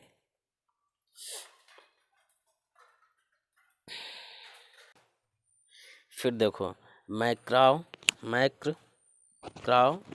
के अनुसार अधिगम प्रक्रिया की विशेषताएं क्या हैं, हम लोग इसको सीखते हैं। अब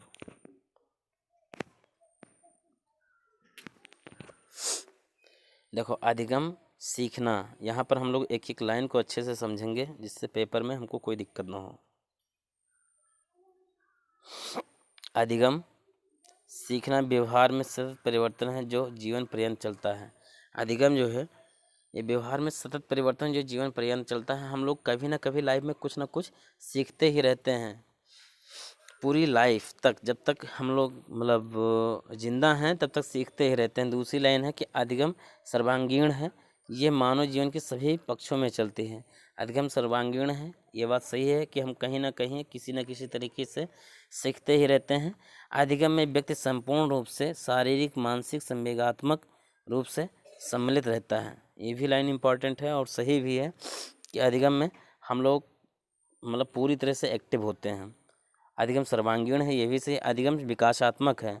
देखिए जब हम अपने कोई एक नई चीज़ को सीखेंगे तो हमारी कहीं ना कहीं लाइफ में वो जुड़ जाती है, तो हमको एक नई चीज़ मिलता है, मेरा विकास हो जाता है। तो इसी प्रकार से बताया कि अधिगम विकासात्मक है। अधिगम अधिकांशतः व्यवहार के संगठन में परिवर्तन होता है।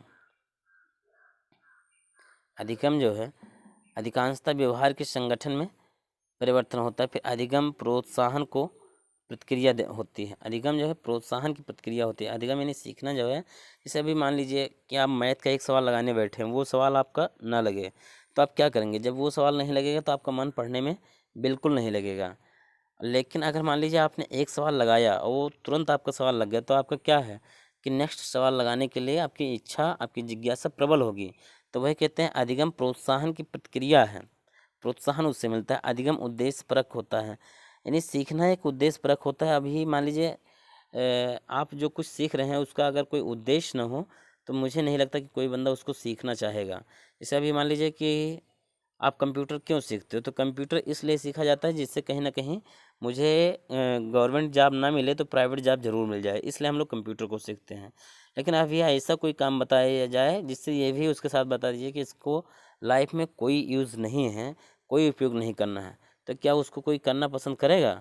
तो जाहिर सी बात है कि उसका आंसर आएगा नहीं। तो इसीलिए अधिगम जो है एक उद्देश्य परक होता है। अधिगम बिना उद्देश्य को निरुद्देश्य नहीं होता है। अधिगम व रुचि परस्पर संबंधित होते हैं। अब सबसे खास बात है कि ये लाइन बहुत इंपॉर्टेंट है, अधिगम व रुचि परस्पर संबंधित होते हैं। जाहिर सी बात है जब हम कोई चीज़ें तभी सीख पाएंगे जब हमारे अंदर उसके प्रति रुचि जिज्ञासा होगी। और दूसरी बात क्या है कि अगर मेरा किसी के प्रति रुचि है या जिज्ञासा है तो जाहिर सी बात है कि मैं उस सब्जेक्ट को उस विषय को या उस लर्निंग स्टैंड को मैं अच्छे से समझ जाऊंगा। तो कहीं ना कहीं यहाँ पर लर्निंग और मतलब रुचि जो है, अधिगम और रुचि के बीच में एक विशेष संबंध होता है। इन दोनों के बीच में एक विशेष संबंध होता है, तो ये चीज़ आपको भी याद रखना है। फिर अधिगम जो है तैयार व अभिप्रेरणा पर निर्भर करता है।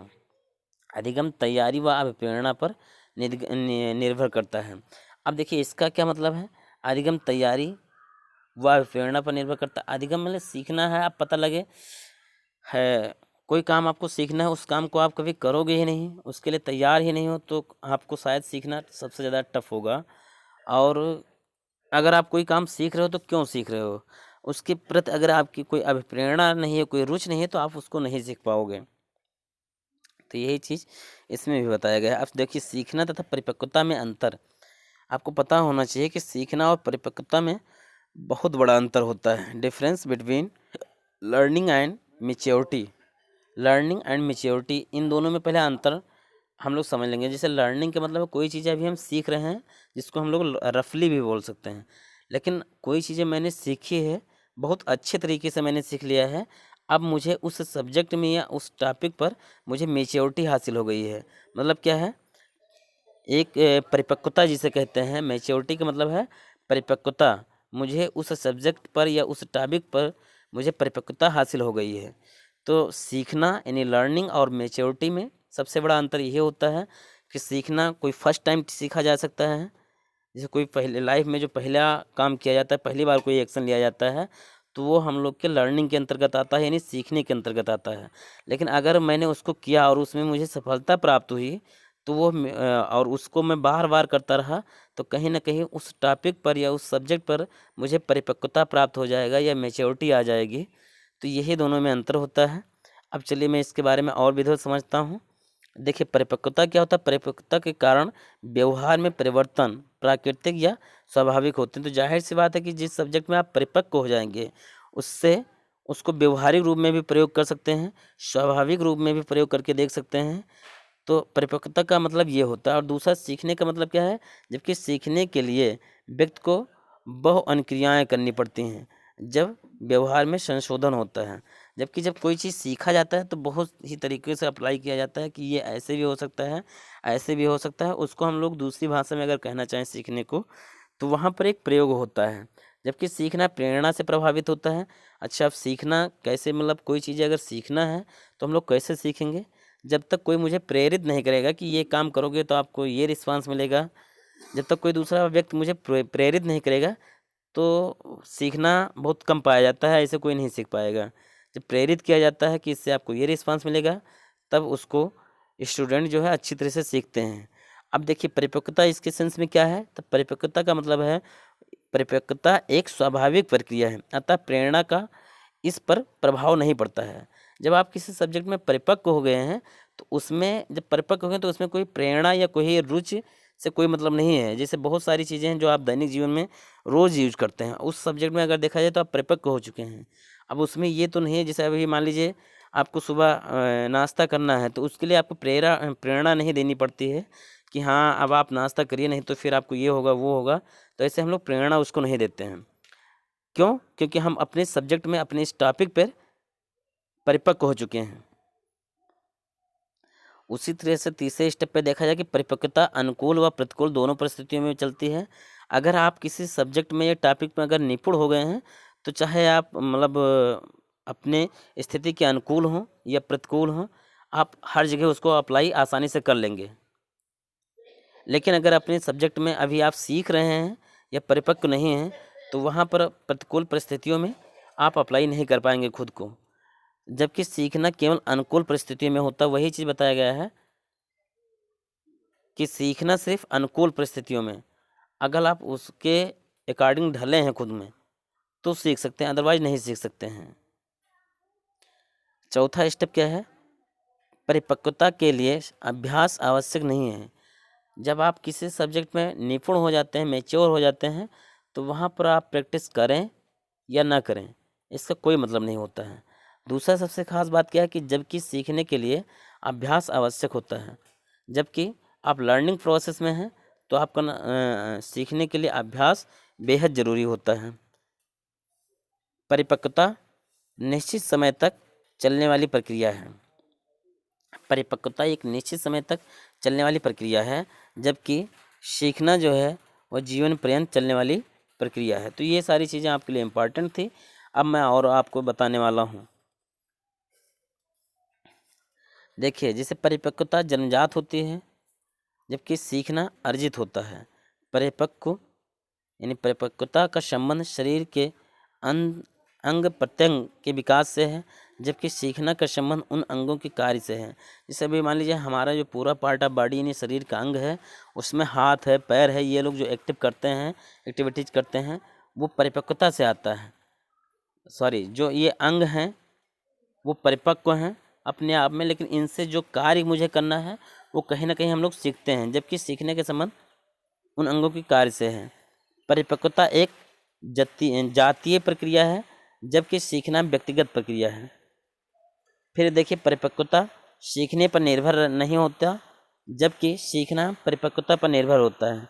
परिपक्वता के कारण व्यवहार में समता उत्पन्न होती है, जबकि सीखने के कारण विषमता उत्पन्न होती है। अब देखिए सीखने के नियम, तो सीखने के नियम कितने होते हैं हम लोग इसको सीखेंगे। मुख्य नियम अगर देखा जाए तो मुख्य नियम 3 होता है। गौण नियम जो है, गौण नियम ये 5 होते हैं। इसमें पहला है प्रभाव का नियम, आपको मैंने बताया है। अब देखो गौण नियम में क्या है, बहु अनुक्रिया का नियम, फिर अभिवृत्ति का नियम, तत्वों की प्रबलता, फिर अगला है सादृश्य अनुक्रिया, फिर है साहचर्य परिवर्तन। तो हम लोग इसको वीडियो में जब अगला वीडियो पढ़ेंगे वहाँ पर इसको विधिवत पढ़ेंगे। यहाँ पर सिर्फ हम लोग नियम को जानते हैं कि कितने नियम हैं। 3 नियम मुख्य हैं सीखने के और 5 नियम जो हैं गौण हैं। तो ऐसे भी क्वेश्चन पूछा जा सकता है कि सीखने के कुल नियम कितने होते हैं, तब आपको आंसर देना है 8। सीखने के मुख्य नियम कितने हैं तो आपको बताना है 3। सीखने के गौण नियम कितने हैं तो आपको बताना है 5। अब फिर देखिए प्रयास व त्रुटि और सूझ व अंतर्दृष्टि में अंतर क्या होता है, इसको सीखना है मुझे। तो प्रतिपादनकर्ता कौन है प्रयास एवं त्रुटि के, तो थॉर्नडाइक हैं। 1889 में इनका बारे में बताया गया। ये सीखने वाले के प्रयासों पर निर्भर है। दूसरा है ये यांत्रिक कुशलता पर बल देता है। सूझ व अंतर्दृष्टि द्वारा अधिगम जो है ये प्रतिपादनकर्ता यानी कोहलर 1917 में, इनकी टाइमिंग ये याद रखना। ये सीखने वाले को अंतर्दृष्टि व सूझ पर निर्भर है। इसमें बौद्धिक क्रियाओं पर अधिक बल दिया जाता है। तो ये पॉइंट इम्पॉर्टेंट है। अब चलिए और बता रहे हैं आपको। ये सबके लिए उपयोगी होता है। चौथे नंबर पर यह उच्च बौद्धिक संपन्न व्यक्तियों के लिए उपयोगी है। 5वें पर यह मानसिक रूप से कमज़ोर व्यक्तियों एवं बच्चों के लिए उपयोगी है। और छठा पॉइंट है इसमें अधिगम धीरे धीरे होता है। जबकि ये देखो ये प्रौढ़ों एवं अच्छी बुद्धि वालों की उपयोगी होते हैं। इन सिद्धांतों में अधिगम अकस्मात, अचानक व तेज गति से बढ़ता है। फिर इसके बाद में अगर देखा जाए तो इधर कुछ पॉइंट अब जो इनके ग्राफ वाले हैं, यहाँ से भैया क्वेश्चन बहुत ज़्यादा आते हैं। इसलिए मेरा रिक्वेस्ट है कि इसको आप ऐसे कॉपी कर लीजिए अभी, या स्क्रीनशॉट ले लीजिए। फिर इसके बाद में इसको अपने रफ पर या नोट्स पर इसको नोट डाउन करके तैयार कर लेना पेपर से। यहाँ से एक क्वेश्चन जरूर आता है। तो देखिए लिखा सरल रेखीय वक्र। सरल रेखीय वक्र इस तरह से बनता है। इस चिन्ह को आप अच्छे से अपने जहन में सेव रखना। ये सरल रेखीय वक्र है, तो इसको आप नोट कर लीजिए। ऐसे एक बनेगा, ये सरल रेखीय वक्र होता है। दूसरा है धनात्मक गति वक्र। धनात्मक गति वक्र का मतलब देखो क्या होता है कि पहले ये बढ़ता है। अगर मान लीजिए कोई है तो पहले ये थोड़ा गति करता है, फिर ये धीरे से फिर ये रुकता है। फिर अगले स्टेप पे अगर देखा जाए तो इनको बोलते हैं ऋणात्मक या ऋणात्मक शिक्षण वक्र है। इसमें पहले घटता है, यानी ऐसे समझ लो कि पहले बचपन में बच्चा पढ़ने में कमज़ोर है, फिर धीरे धीरे आगे चल के वो अच्छे से पढ़ाई करता है। और उसके पहले जो दिखाया था धनात्मक में, उसमें क्या है कि पहले बच्चा पढ़ने में ज़बरदस्त है, फिर धीरे धीरे क्या होता है वो कमज़ोर हो जाता है। अब एक लाइन और आपको देखना है, इसको कहते हैं एक आकार वक्र। इसमें क्या है अभ्यास और प्रयास किया जाता है। इसमें दोनों स्थितियाँ होती हैं कि पहले कुछ दिन पढ़ता है, फिर रुकता है, फिर पढ़ता है, फिर रुकता है, फिर पढ़ता है, फिर रुकता है। तो इस तरह के कुछ इनके ग्राफ बनते हैं। तो ये 4 ग्राफ जो हैं मोस्ट इम्पॉर्टेंट है। यहाँ से क्वेश्चन हर बार आते हैं, इसलिए आप इसको हर एक पेज का स्क्रीनशॉट ले लो और ऐसे ही आप कंप्लीट कर लेना। मैं आपको दिखा रहा हूँ, इसका स्क्रीनशॉट ज़रूर ले लो। बस यही 4 पार्ट में से हर बार एक ना एक पार्ट पूछे जाते हैं। फिर देखिए ये अधिगम का पठार ऐसे है। अधिगम का पठार भी इसी तरह से पहले बढ़ता है फिर डाउन होता है। ये दूसरा अधिगम का पठार है। देखो ये पहले मान लीजिए ऐसे गया, कुछ बढ़ रहा है फिर डाउन रहा है। दूसरे में क्या होता है, पहले कुछ डाउन रहता है फिर जाके बढ़ता है फिर डाउन होता है। तो इस तरह से इनके अधिगम के पठार हैं। कुछ पॉइंट इनके और देखना है, वो देख लो, जैसे बाल विकास या बाल मनोविज्ञान। तो इनके बारे में और सीखा जाए अगर, तो अंग्रेजी शब्द में ग्रोथ उस प्राकृतिक प्रक्रिया की ओर संकेत करता है जो प्राणी को परिपक्वता की ओर ले जाती है। ये लाइन याद रखना। फिर नए विचारों या वस्तुओं को समायोजित करने के लिए विद्यमान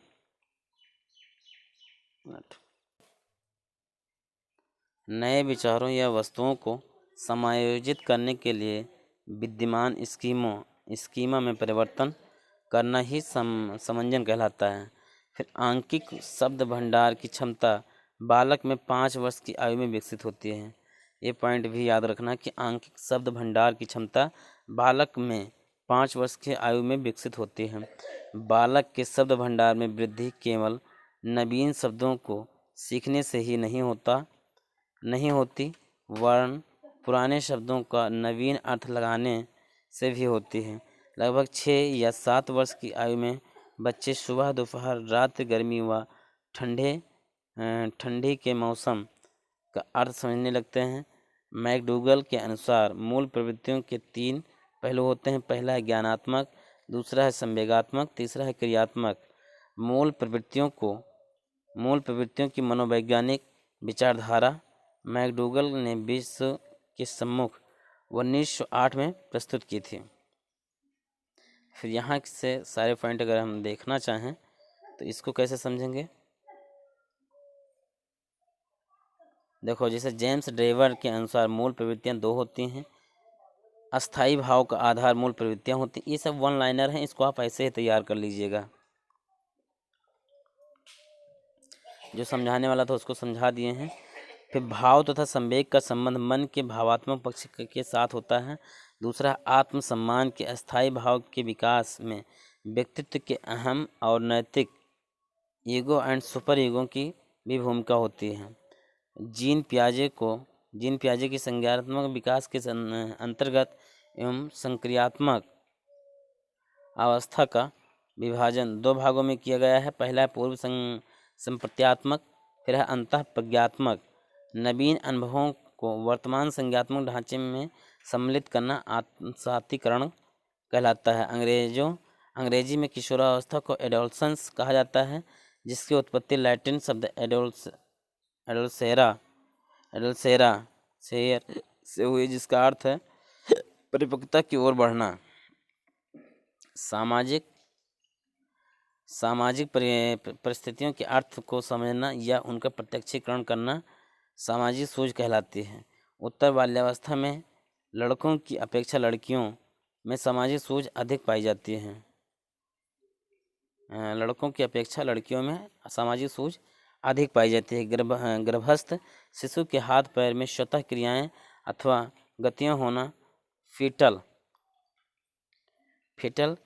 एक्टिविटीज़ कहलाती हैं। मूल प्रवृत्तियों का केंद्रीय भाग संवेगात्मक होता है। मूल प्रवृत्तियों में विचार या विवेक की क्षमता नहीं होती है। मुख्य कथन क्या है, ब्लेयर, जोन्स या सिम्पसन।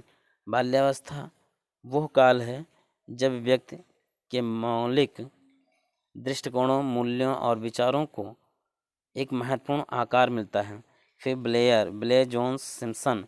शैक्षिक दृष्टिकोण से जीवन क्रम में बाल्यावस्था से महत्वपूर्ण कोई अवस्था नहीं है। हर्लॉक, उत्तर बाल्यावस्था 6 वर्ष की आयु से लेकर यौवना आरंभ होने तक 11 व 12 वर्ष के बीच होता है। हर्लॉक ने बताया उत्तर बाल्यावस्था। फिर देखो लिखा है कार्ल ग्रोस, यानी खेलों द्वारा बालक अपनी भावी जीवन की तैयारी करता है। स्पेंसर, यानी बालक इस समय खेल द्वारा अपनी अतिरिक्त शक्ति व्यय करते हैं। स्टेनलो हॉल, बालक के खेल उन कार्यों को पुनरावृत्ति है जो सृष्टि के प्रकार से उनके पूर्वज करते आए हैं। थॉमसन तथा लिपिसिट के अनुसार शब्द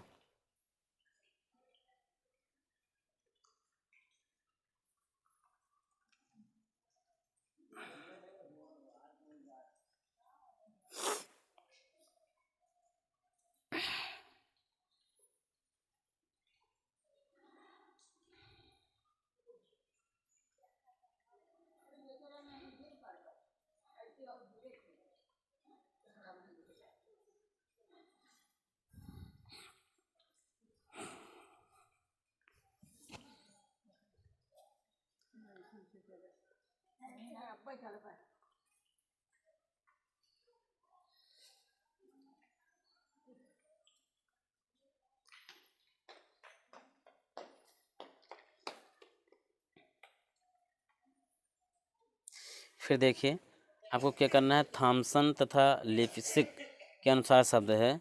जिसे 18 माह तक 10 शब्द आते हैं, इन्होंने बताया है 2 वर्ष तक 272 शब्द, फिर 2.5 वर्ष तक 450 शब्द, 3 वर्ष तक 1000 शब्द हैं, 3500 मतलब 3.5 वर्ष तक 1200 शब्द है, 1600 शब्द है 4 वर्षों तक, 4.5 वर्ष तक हैं 1900 शब्द, 5 वर्ष तक है 2100 शब्द और 10 वर्ष तक है 5000 शब्द, 32 वर्ष तक लगभग 80,000 शब्द तक ये अपने माइंड सेट कर सकते हैं।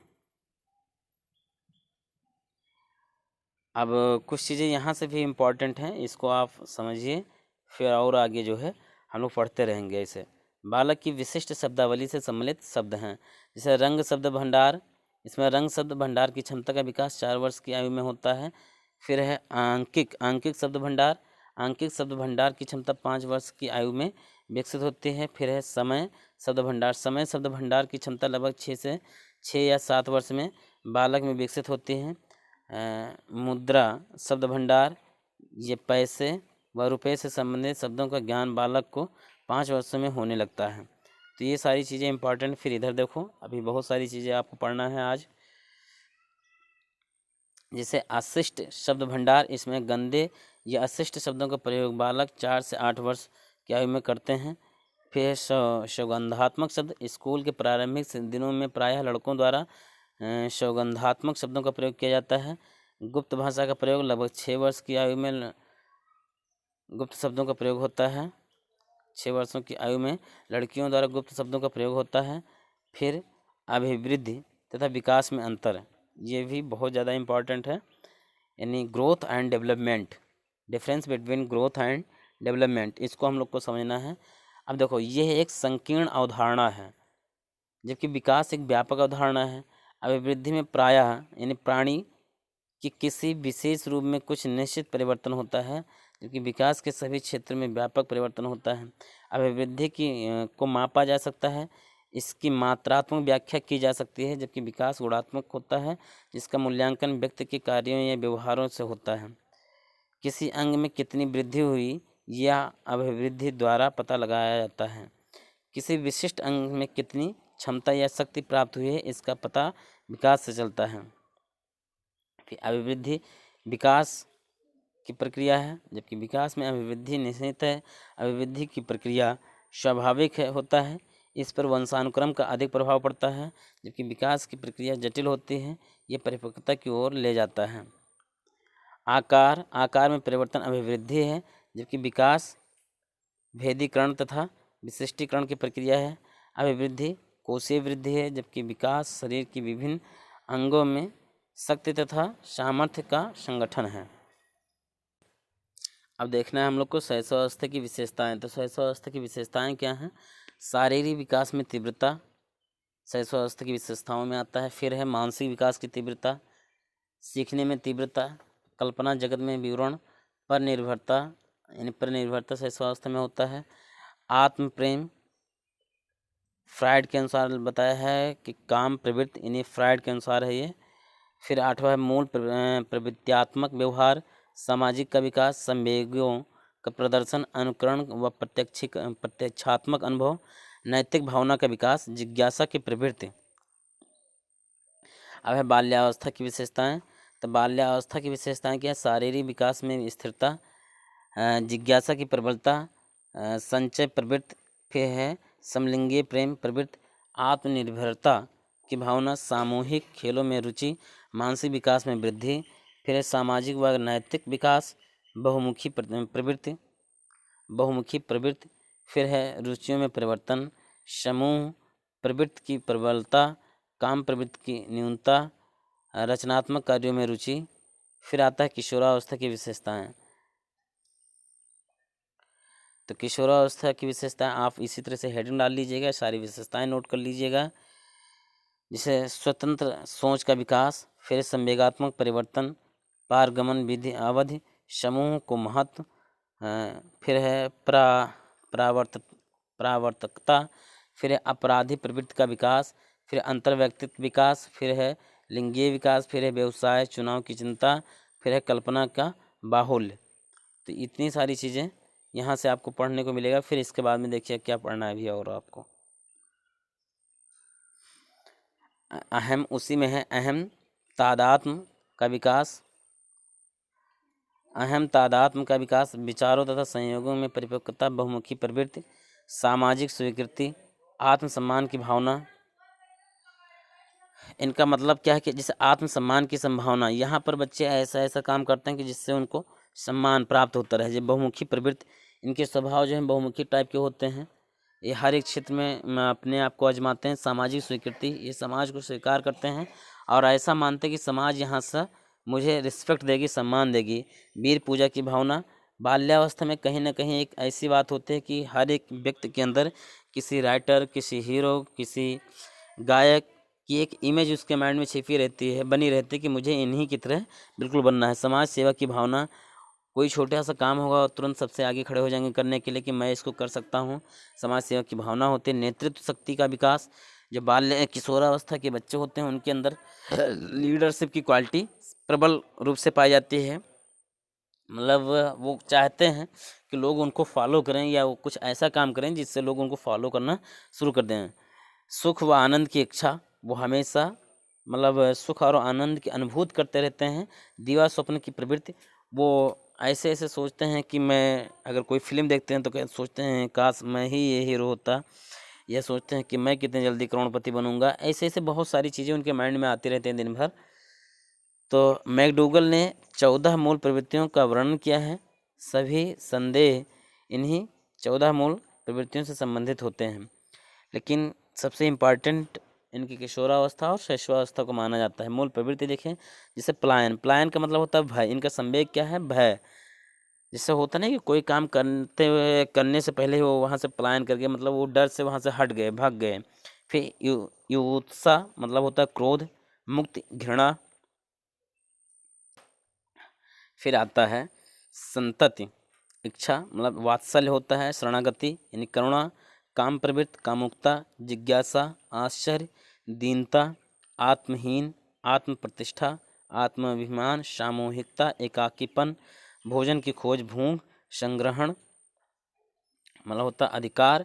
फिर रचनात्मकता, कृतभाव और हंसी या प्रसन्नता, आमोद। तो ये सारी चीज़ें हैं। फिर इसके बाद में और देखिए भी आप यहाँ से देखिए बाल्यावस्था एवं किशोरावस्था में भाषा विकास कैसे होता है, language development in childhood and adolescence.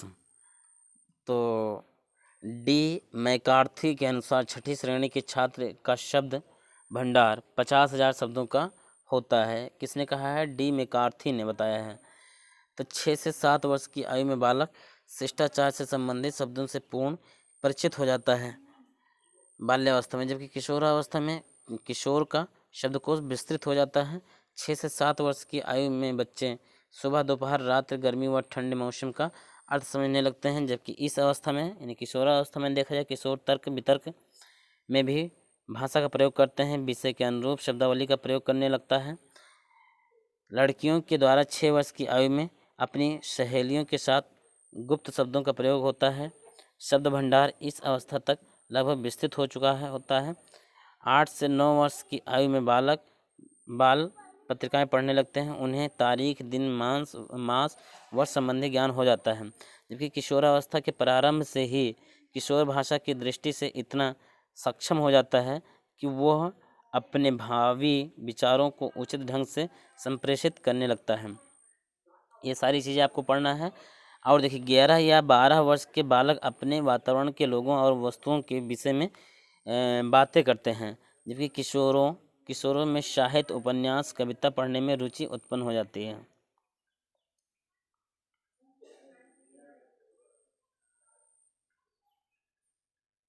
अब देखिए अभिप्रेरणा क्या होता है? मोटिवेशन, इनको हम लोग समझते हैं। अभिप्रेरणा व्यक्ति की ऐसी आंतरिक अवस्था है। अभिप्रेरणा व्यक्ति की एक ऐसी आंतरिक अवस्था है जो अपने व्यवहारों को लक्ष्य प्राप्त की दिशा में अग्रसित करती है। अभिप्रेरणात्मक चक्र के 3 प्रमुख तत्व हैं। पहला है आवश्यकता, नीड, दूसरा है प्रणोद यानी ड्राइव, और तीसरा है प्रोत्साहन, इंसेंटिव। देखो, अभिप्रेरणा इंसान क्यों लेगा और कब ज़रूरत पड़ती है। जैसे मान लीजिए कोई काम आप करना चाहते हो और वो नहीं कर पा रहे हो, तो वहाँ पर क्या ज़रूरत है, थोड़ा बहुत अगर आपको अभिप्रेरणा मिल जाए तो काम कहीं ना कहीं आप ज़्यादा अच्छे मन से कर लोगे, यानी ज़्यादा अच्छी तरह से आप काम को कर सकते हो। तो इसलिए अभिप्रेरणा की ज़रूरत पड़ती है। अच्छा, अब अभिप्रेरणा यानी आवश्यकता हो गई। दूसरी क्या है, प्रणोद। अगर मान लीजिए आपको अभिप्रेरणा मिल भी गया, उसको ड्राइव करने वाला कोई नहीं होगा, यानी स्टार्ट करने वाला अगर नहीं होगा, स्टार्ट नहीं करवाओगे, तो तब भी आपको कुछ भी उससे सीख नहीं मिलने वाला है। तीसरा वर्ड है प्रोत्साहन। प्रोत्साहन, इंसेंटिव का मतलब है कि उससे देखो प्रोत्साहित आप कितना हुए, आपने मतलब आवश्यकता के अनुसार आपको अभिप्रेरणा मिला, आपको काम को शुरू कर दिए हैं, काम को शुरू करने के बाद में आपके अंदर कितना प्रोत्साहित हैं, उस काम को लेकर आप कितने इच्छुक हैं, कितने जागरूक हैं, इस चीज़ को भी होना ज़रूरी है। तो ये 3 इंपॉर्टेंट बातें हैं। फिर देखिए, अभिप्रेरक मुख्य रूप से 2 प्रकार के होते हैं। एक जन्मजात अभिप्रेरक होता है, इनबॉर्न मोटिव्स, और ये व्यक्ति के जन्म से ही होते हैं। जबकि अर्जित अभिप्रेरक, इन्हें व्यक्ति सामाजिक रूप से अपने को श्रेष्ठ बनाने के लिए सीखता है। अब देखिए, अभिप्रेरणा जैसे है तो एक तो जन्मजात होता है। जैसे मान लीजिए कुछ चीज़ें ऐसे, जैसे भूख तुम्हें लगी है, तो ये ऐसा नहीं कि तुमको पहले से उनका बताया जाएगा जब भूख लगी कि नहीं बेटा आप खाना खा लो, ये कर लो, वो कर लो, ऐसा नहीं होता। ये जन्मजात ही होता है अभिप्रेरणा। भूख लगी है, तुरंत आपका माइंड रिसाइकिल होगा, यानी रीड करेगा कि मुझे भोजन की ज़रूरत है, आप खाने के लिए डिमांड करोगे, तो ये जन्मजात होता है। लेकिन अगर मान लीजिए आपको एक गवर्नमेंट जॉब चाहिए, तो उसके लिए आपको क्या होगा कि बचपन से आपको बताना पड़ेगा कि बेटा अगर आपको गवर्नमेंट जॉब चाहिए या आपको ये करना है, तो इसके लिए आपको ऐसे ही करना होगा। तो इसको अर्जित किया जाता है समाज के द्वारा। तो अभिप्रेरणा अगर देखा जाए, मोटिवेशन जिसे बोलते हैं, तो इसमें अधिगम का हृदय यानी हार्ट ऑफ लर्निंग सबसे ज़्यादा इम्पॉर्टेंट क्या होता है, अधिगम यानी सीखना। अगर अभिप्रेरणा है तो उसके लिए पहले आपको हृदय से सीखना पड़ेगा कोई चीज़ को। फिर अधिगम का सुनहरी सड़क यानी golden road of language learning. अब पता लगे कि आप सीखना भी चाहते हैं, लर्न करना चाहते हैं कुछ ना कुछ, लेकिन उसका एक सही रास्ता नहीं है, तब भी आपका मन टूट जाएगा और आप नहीं सीख पाओगे। फिर है अनिवार्य स्थिति यानी साइन क्वानन। क्वानन का मतलब होता है अनिवार्य स्थिति। स्थिति भी सही होनी चाहिए। पता लगे आपको कोई चीज़ सीखना है, माइंड में कुछ और सेटअप है, तो आप उस चीज़ को नहीं सीख पाओगे। फिर अधिगम का प्रमुख कारक यानी important factor in learning. Important factor क्या क्या हैं सीखने में, ये चीज़ इम्पॉर्टेंट है। जॉन पी डिसेको के अनुसार अभिप्रेरणा के स्रोत हैं दंड, प्रोत्साहन, आकांक्षा और उत्तेजना। इससे बहुत सारी चीज़ें, यानी जब बच्चे छोटे होते हैं तो उनको दंड के माध्यम से भी सिखाया जा सकता है, लेकिन ये बहुत दिनों तक अस्थायी नहीं होता, ना ये बहुत ज़्यादा एक्टिव होता है।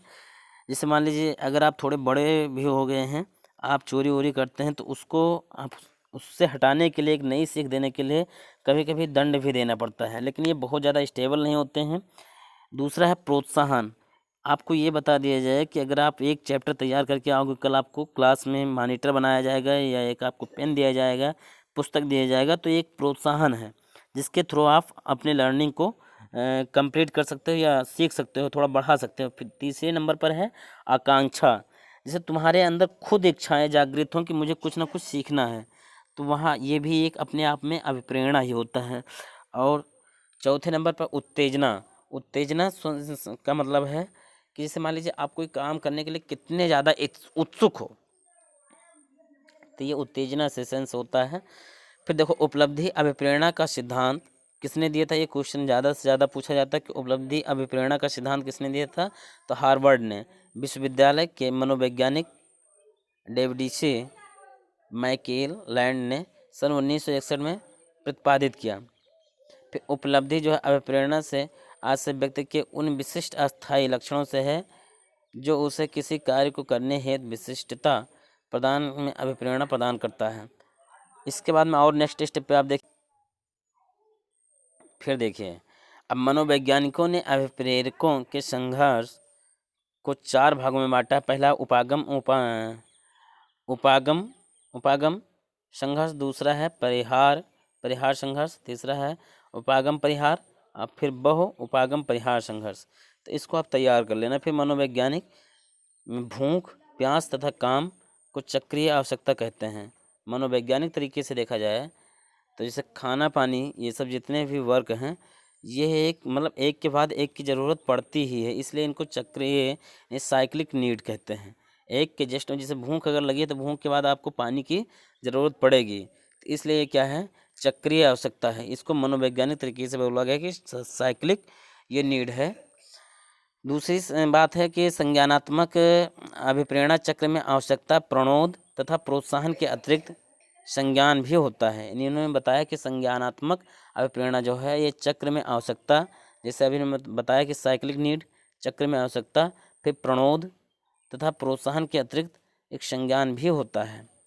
फिर मैस्लो के अनुसार अभिप्रेरक दो प्रकार के होते हैं, एक होता है जन्मजात, दूसरा होता है अर्जित। जन्मजात का मैंने सेंस बता दिया कि जैसे अगर आपको भूख लगना है या प्यास लगनी है तो इसको किसी को पहले सिखाया नहीं जाता है, ये आपको पता चल जाता है कि मुझे भूख लगी है, प्यास लगी है। लेकिन अगर मान लीजिए आपको एक गवर्नमेंट जॉब चाहिए या कोई बिजनेस करना है तो उसको कहीं ना कहीं आपको सीखना पड़ता है कि ये मुझे कैसे करना पड़ेगा। अब देखिए थॉमसन के अनुसार अभिप्रेरक जो है ये स्वाभाविक होता है, कृत्रिम होता है, दो प्रकार के होते हैं।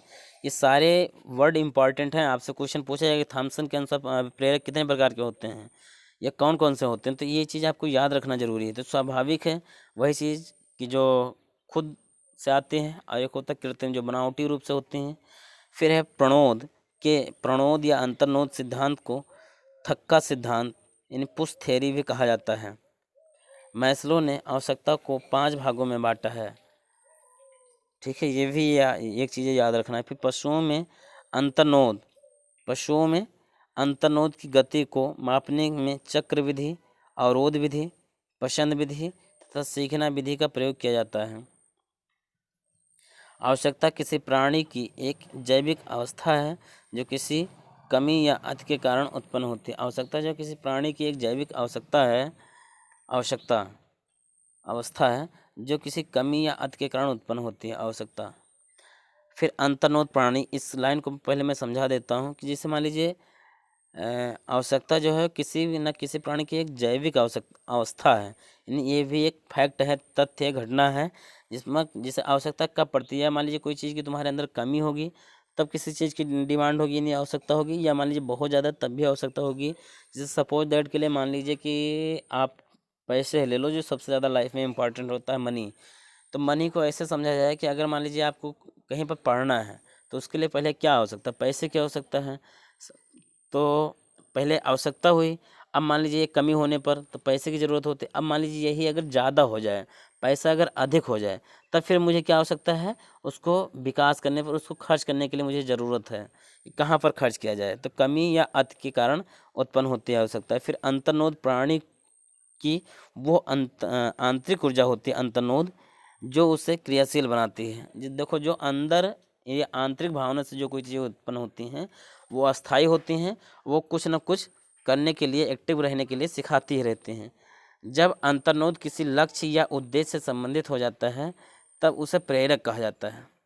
सबसे खास बात वही है कि जब ये अपने अंदर या आंतरिक क्रिया के द्वारा ये एक्टिव हो जाती है, उत्पन्न होते हैं, तो उसे हम लोग क्या कहते हैं, प्रेरक कहते हैं। मर्रे द्वारा प्रतिपादित आवश्यकताओं यानी नीड की सूची, तो ये चीज़ आपको सीखना है। जैसे आत्मसम्मान संबंधी आवश्यकता, इसको कहते हैं यन से डिनोट करते हैं, असाइनमेंट कहते हैं। जैसे निष्पत्ति संबंधी आवश्यकताएं, इसको यन से भी करते हैं, ये है अचीवमेंट। फिर है संबद्धता संबंधी आवश्यकताएं, इसको कहते हैं एफिलिएशन। फिर है क्रोध संबंधी आवश्यकताएं, इसको कहते हैं एग्रिएशन। फिर है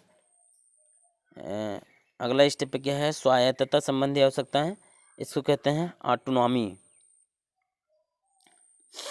फिर इसके बाद में अगर देखा जाए तो और देखिए प्रतिकार संबंधी आवश्यकताएं, इसको कहते हैं काउंटर एक्शन। फिर है प्रतिरक्षा संबंधी आवश्यकताएं, इसको कहते हैं डिफेंस। फिर है समर्थन संबंधी आवश्यकताएं, इसको कहते हैं डिफरेंस। फिर है प्रभुत्व संबंधी आवश्यकताएं, इसको इंग्लिश में कहते हैं डोमिनेंस। फिर है प्रदर्शन संबंधी आवश्यकताएं, इसको कहते हैं एग्जाफिएशन। फिर कहते हैं हार्न परिहार्य संबंधी आवश्यकताएं, इसको कहते हैं हार्न एवॉइडेंस, फिर अपमान से स्थान संबंधी आवश्यकताएं, इसको कहते हैं इन एवॉइडेंस। फिर कहते हैं परोपकार संबंधी आवश्यकताएं, इनको कहते हैं क्या कहते हैं नर्चरेंस। फिर है क्रीड़ा संबंधी आवश्यकताएं, इसको कहते हैं प्ले। फिर है निष्कासन संबंधी आवश्यकताएं, इसको कहते हैं रिफेक्शन। फिर भोग विलास संबंधी आवश्यकताएं, इसको कहते हैं सेंटेंस। फिर कहते हैं काम संबंधी आवश्यकताएं, इनको सेक्सुअल के अंतर्गत रखा जाता है। व्यवस्था संबंधी आवश्यकताएं, इसको कहते हैं ऑर्डर। फिर है पर सहायता संबंधी आवश्यकताएं, इसको कहते हैं सोरेंस। फिर अवबोध संबंधी आवश्यकताएं, इसको कहते हैं अंडरस्टैंडिंग। अब देखिए अगले 5वें नंबर के टॉपिक है, इसको कहते हैं बुद्धि। बुद्धि को कई प्रकार की क्षमताओं को संपूर्ण योग कहा जाता है, जिसके सहारे व्यक्ति उद्देश्यपूर्ण क्रियाएं करता है, विवेकशील चिंतन करता है तथा वातावरण के साथ प्रभावशाली ढंग से समायोजन करता है। थॉर्नडाइक के अनुसार बुद्धि के 3 प्रकार होते हैं। पहला है सामाजिक अमूर्त अमूर्त। फिर है आयु मापदंड से तात्पर्य उन बुद्धि परीक्षणों से है जिनके द्वारा व्यक्तियों अथवा बालकों को सीधे सीधे मानसिक आयु ज्ञात की जाती है। तो ये भी लाइन इंपॉर्टेंट है। फिर मनोवैज्ञानिक ने व्यक्ति को आयु को 2 भागों में बांटा है। पहला मानसिक आयु मेंटल एज तथा शारीरिक आयु क्रोनोलॉजिकल एज। फिर मानसिक आयु द्वारा व्यक्ति को बुद्धि का मापन किया जाता है।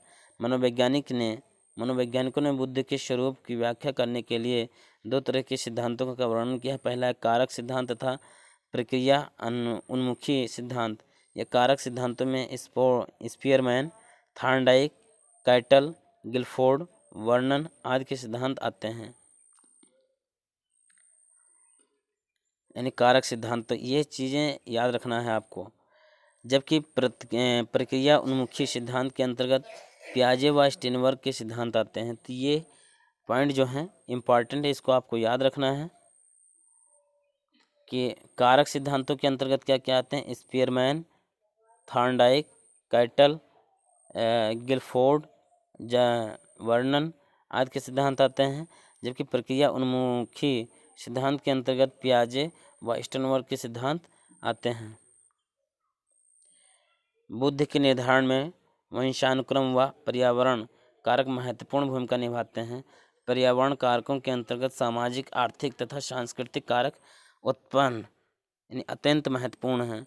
गिलफोर्ड के बहुकारक सिद्धांत में कुल मिलाकर 120 कारक हैं। बुद्धि मापन हेतु पहला परीक्षण बिने तथा साइमन ने 1905 में बनाया था। तो ये लाइन आपके लिए इम्पॉर्टेंट है। बुद्धि मापन हेतु पहला परीक्षण बिने तथा साइमन ने 1905 में बनाया था। बुद्धिलब्धि संपत्ति का जन्म 1916 में टर्मन द्वारा किए गए बिने साइमन बुद्धि परीक्षण में संबोधन किया गया। तो बुद्धिलब्धि शब्द किसने दिया? सबसे पहले तो टर्मन ने दिया था, इसको याद रखना है। बिने साइमन बुद्धि परीक्षण में पहला संशोधन 1908 में हुआ। ये लाइन भी इम्पॉर्टेंट है। 1916 में टर्मन में बिने साइमन बुद्धि परीक्षण में महत्वपूर्ण संशोधन किया, जिसे स्टैनफोर्ड बिने के नाम से भी जाना जाता है। तो इस लाइन को भी इम्पॉर्टेंट है, याद रखना।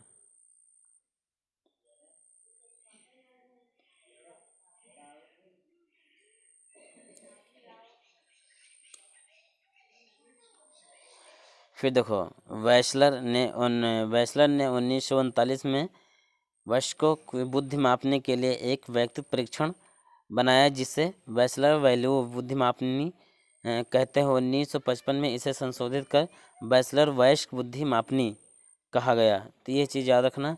भारत में वैसलर मापनी का भारतीय अनुकूलन पी रामलिंगास्वामी द्वारा किया गया। इस लाइन को भी याद रखना है आपको। प्रशासन के आधार पर बुद्धि परीक्षण को 2 तथा पदों के आधार पर नए भागों में बांटा गया है।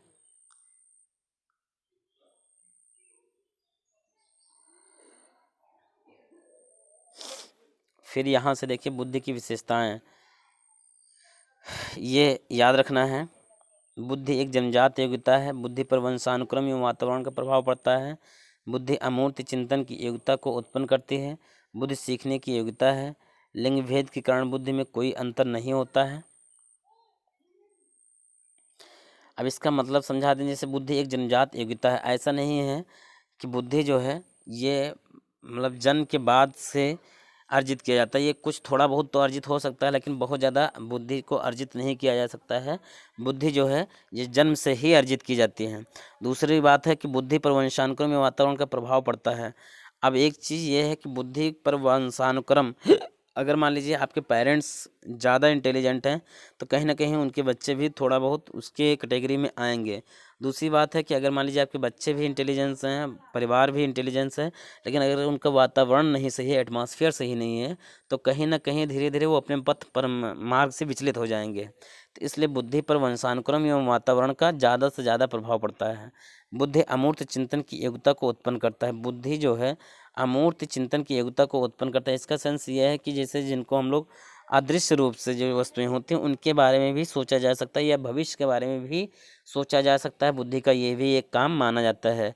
बुद्धि सीखने की एक योग्यता है। बुद्धि जो है अगर कोई चीज़ें हम लर्निंग करते हैं यानी सीखना चाहते हैं, लर्निंग प्रोसेस होती है, वो कहीं ना कहीं बुद्धि के अंतर्गत ही आती है। अगर बुद्धि आपकी सही नहीं है तो आप लर्निंग स्टेप कंप्लीट नहीं कर सकते हो। दूसरी सबसे खास बात है, कहीं ऐसा नहीं हो सकता कि हाँ लड़के ज़्यादा बुद्धिमान होते हैं और लड़कियां कम बुद्धिमान होती हैं, यानी लिंग भेद के कारण बुद्धि में कोई अंतर नहीं होता है, कहीं ऐसा नहीं। क्योंकि आज के टाइम में आप देखेंगे कि बहुत सारे लड़के जो हैं कंपटीशनों में पीछे रह जाते हैं, लेकिन लड़कियां उनसे आगे निकल जाती हैं। तो कहीं ना कहीं ये बात ये स्पष्ट करती है कि लिंग भेद जो है बुद्धि पर कोई विशेष प्रभाव नहीं डालता है। अगर प्रभाव पड़ता तो किसका पड़ता है? एक समाज का, वातावरण का, परिवार का भी पड़ता है। बुद्धि का विकास जन्म से लेकर किशोरावस्था तक होता है। यानी बुद्धि का सबसे ज़्यादा अगर विकास देखा जाए तो जन्मावस्था से लेकर के जन्म से लेकर और किशोरावस्था तक होता है। बुद्धि कठिन परिस्थितियों तथा संकटों के समाधान में सहयोगी होता है। बुद्धि जो है ये कठिन परिस्थितियों, बुद्धि की क्यों ज़रूरत है? तो भाई कठिन परिस्थितियों तथा संकटों के समाधान में सहयोगी माना जाता है। बुद्धि एकात्मक न होकर बहुआयात्मक योग्यता है। अगर बुद्धि एकात्मक होती तो पता लगता कि एक काम हम कर रहे हैं तो कोई दूसरा काम सोच ही नहीं सकते थे। लेकिन आज के टाइम में क्या है कि बुद्धि एक हम कोई काम करते रहते हैं, जैसे फिजिकली वर्क करते रहते हैं, मेंटली हम कुछ ना कुछ दो तीन चीज़ें सोचते भी रहते हैं। अगर मेंटली भी वर्क करते हैं तब भी कहीं ना कहीं बुद्धि से हम कोई अन्य काम भी कर सकते हैं, यानी सोच सकते हैं। तो बुद्धि विभिन्न योग्यताओं का समूह है। बुद्धि क्या है? बुद्धि जो है विभिन्न, यानी ये ग्रुप ऑफ डिफरेंट एबिलिटीज़, ये बहुत सारी योग्यताओं का एक समूह होता है बुद्धि। बुद्धि में आत्मनिरीक्षण की शक्ति होती है। स्वयं को जांचने की शक्ति सबसे ज़्यादा पाई जाती है।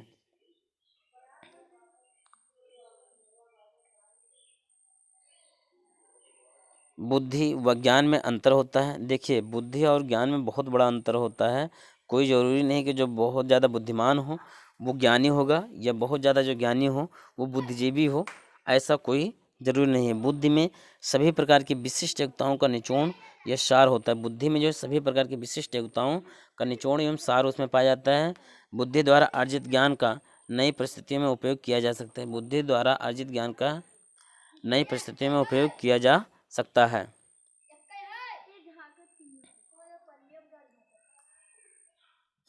और इसके बाद में अब देखा जाए बुद्धि परीक्षणों का वर्गीकरण, वैयक्तिक या सामूहिक परीक्षणों की तुलना। यह परीक्षा केवल अनुभवी, यानी देखा जाए व्यक्तिगत अगर है तो यह परीक्षा केवल अनुभवी या प्रशिक्षित व्यक्ति ले सकता है। दूसरी है ये परीक्षा सामान्य योग्यता का व्यक्ति ले सकता है। ये परीक्षा छोटे बालकों के लिए उपयुक्त है।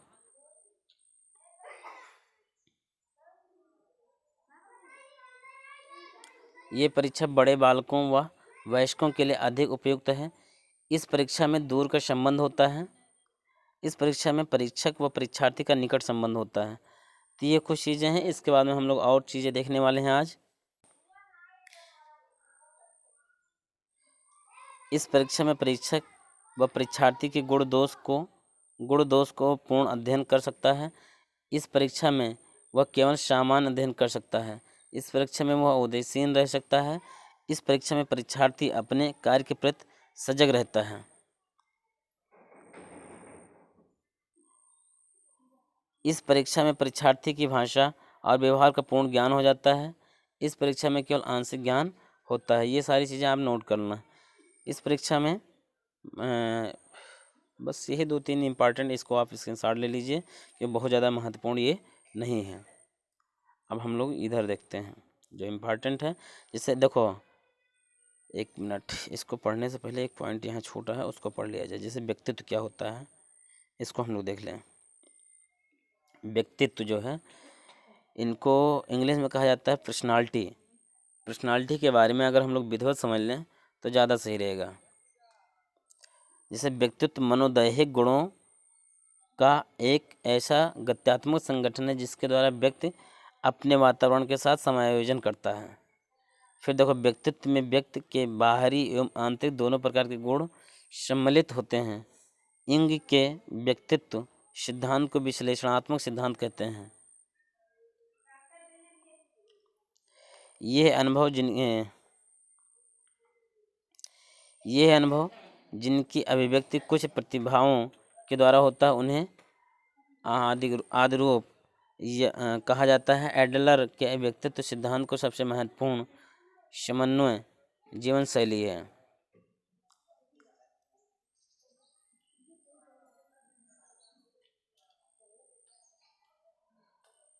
देखिए, इरिक्सन को अहम मनोवैज्ञानिक भी कहा जाता है। प्रोपियम, देखो, प्रोपियम का अर्थ व्यक्तित्व के उन सभी पहलुओं से होता है जिससे उसमें आंतरिक एकता व संगतता आती है। मावा, एक लिखा मावा प्रविधि का विकास कैंटल द्वारा किया गया। कैंटल ने व्यक्तित्वशील गुणों को मापने के लिए 16 व्यक्तित्व कारक प्रश्नावली का निर्माण किया तथा CAQ अर्थात नैदानिक विश्लेषण प्रश्नावली को भी निर्माण किया है। शरीर गठन के आधार पर मुख्य रूप से क्रेयर तथा सेल्डन ने वर्गीकरण प्रस्तुत किया। मनोवैज्ञानिक गुणों के आधार पर मुख्यतः व्यक्तित्व को अंतर्मुखी तथा बहिर्मुखी भागों में बांटा गया है। टैड परीक्षण के प्रतिपादक मर्रे हैं। इस कई बार पेपर में आया तो इसलिए इसको आप नोट कर लेना। रोजर्स के अनुसार व्यक्ति में आत्म नहीं होता बल्कि स्वयं आत्म का कार्य ही संपूर्ण प्राणी है। कैट परीक्षण का निर्माण 1948 में लियोपोल्ड बैलोग ने किया।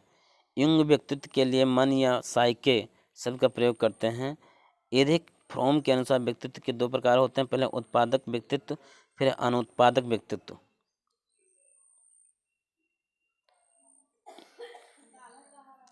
सुल्लीमान ने मनोविज्ञान को मनोचिकित्सा का अंतर्व्यक्तित्व सिद्धांत कहा है। कैटल ने व्यक्तित्व परिभाषा को R=F गणितीय सूत्र से व्यक्त किया है। आत्म प्रत्यय कार्ल रोजर्स के व्यक्तित्व के सांवृत्तिक सिद्धांत का एक महत्वपूर्ण भाग है, इसलिए इनके सिद्धांत को आत्म सिद्धांत तथा व्यक्त केंद्रित सिद्धांत पर्सन सेंटर्ड थ्योरी भी कहा जाता है। इसके बाद में देखिए, युंग के अनुसार व्यक्तित्व के प्रकार। तो युंग या जुंग इनको बोला जाता है, कहीं कहीं लिखा मिलता है, तो जुंग के अनुसार कह लो या युंग के अनुसार व्यक्तित्व के प्रकार। तो एक अंतर्मुखी और दूसरा होता है बहिर्मुखी। अंतर्मुखी 2 प्रकार के होते हैं, एक विचार प्रधान और दूसरा भाव प्रधान। बहिर्मुखी जो होते हैं विचार प्रधान और भाव प्रधान, इसमें भी 2 पार्ट होते हैं। अब देखिए, विचार प्रधान के भी 2 पार्ट होते हैं, एक होता है तर्क प्रधान, दूसरा होता है दिव्य दृष्टि प्रधान। फिर होता है इसमें भी बहिर्मुखी में तर्क प्रधान और दिव्य दृष्टि प्रधान। इनको मैं आपको विधिवत समझाऊंगा, अभी देखिएगा। फिर थॉर्नडाइक के अनुसार व्यक्तित्व के प्रकार, इसको देख लीजिए। थॉर्नडाइक के अनुसार व्यक्तित्व के प्रकार कौन कौन से होते हैं? तो पहला होता है गहन विचारक, दूसरा होता है प्रत्यय विचार और दूसरा होता है स्थूल विचारक।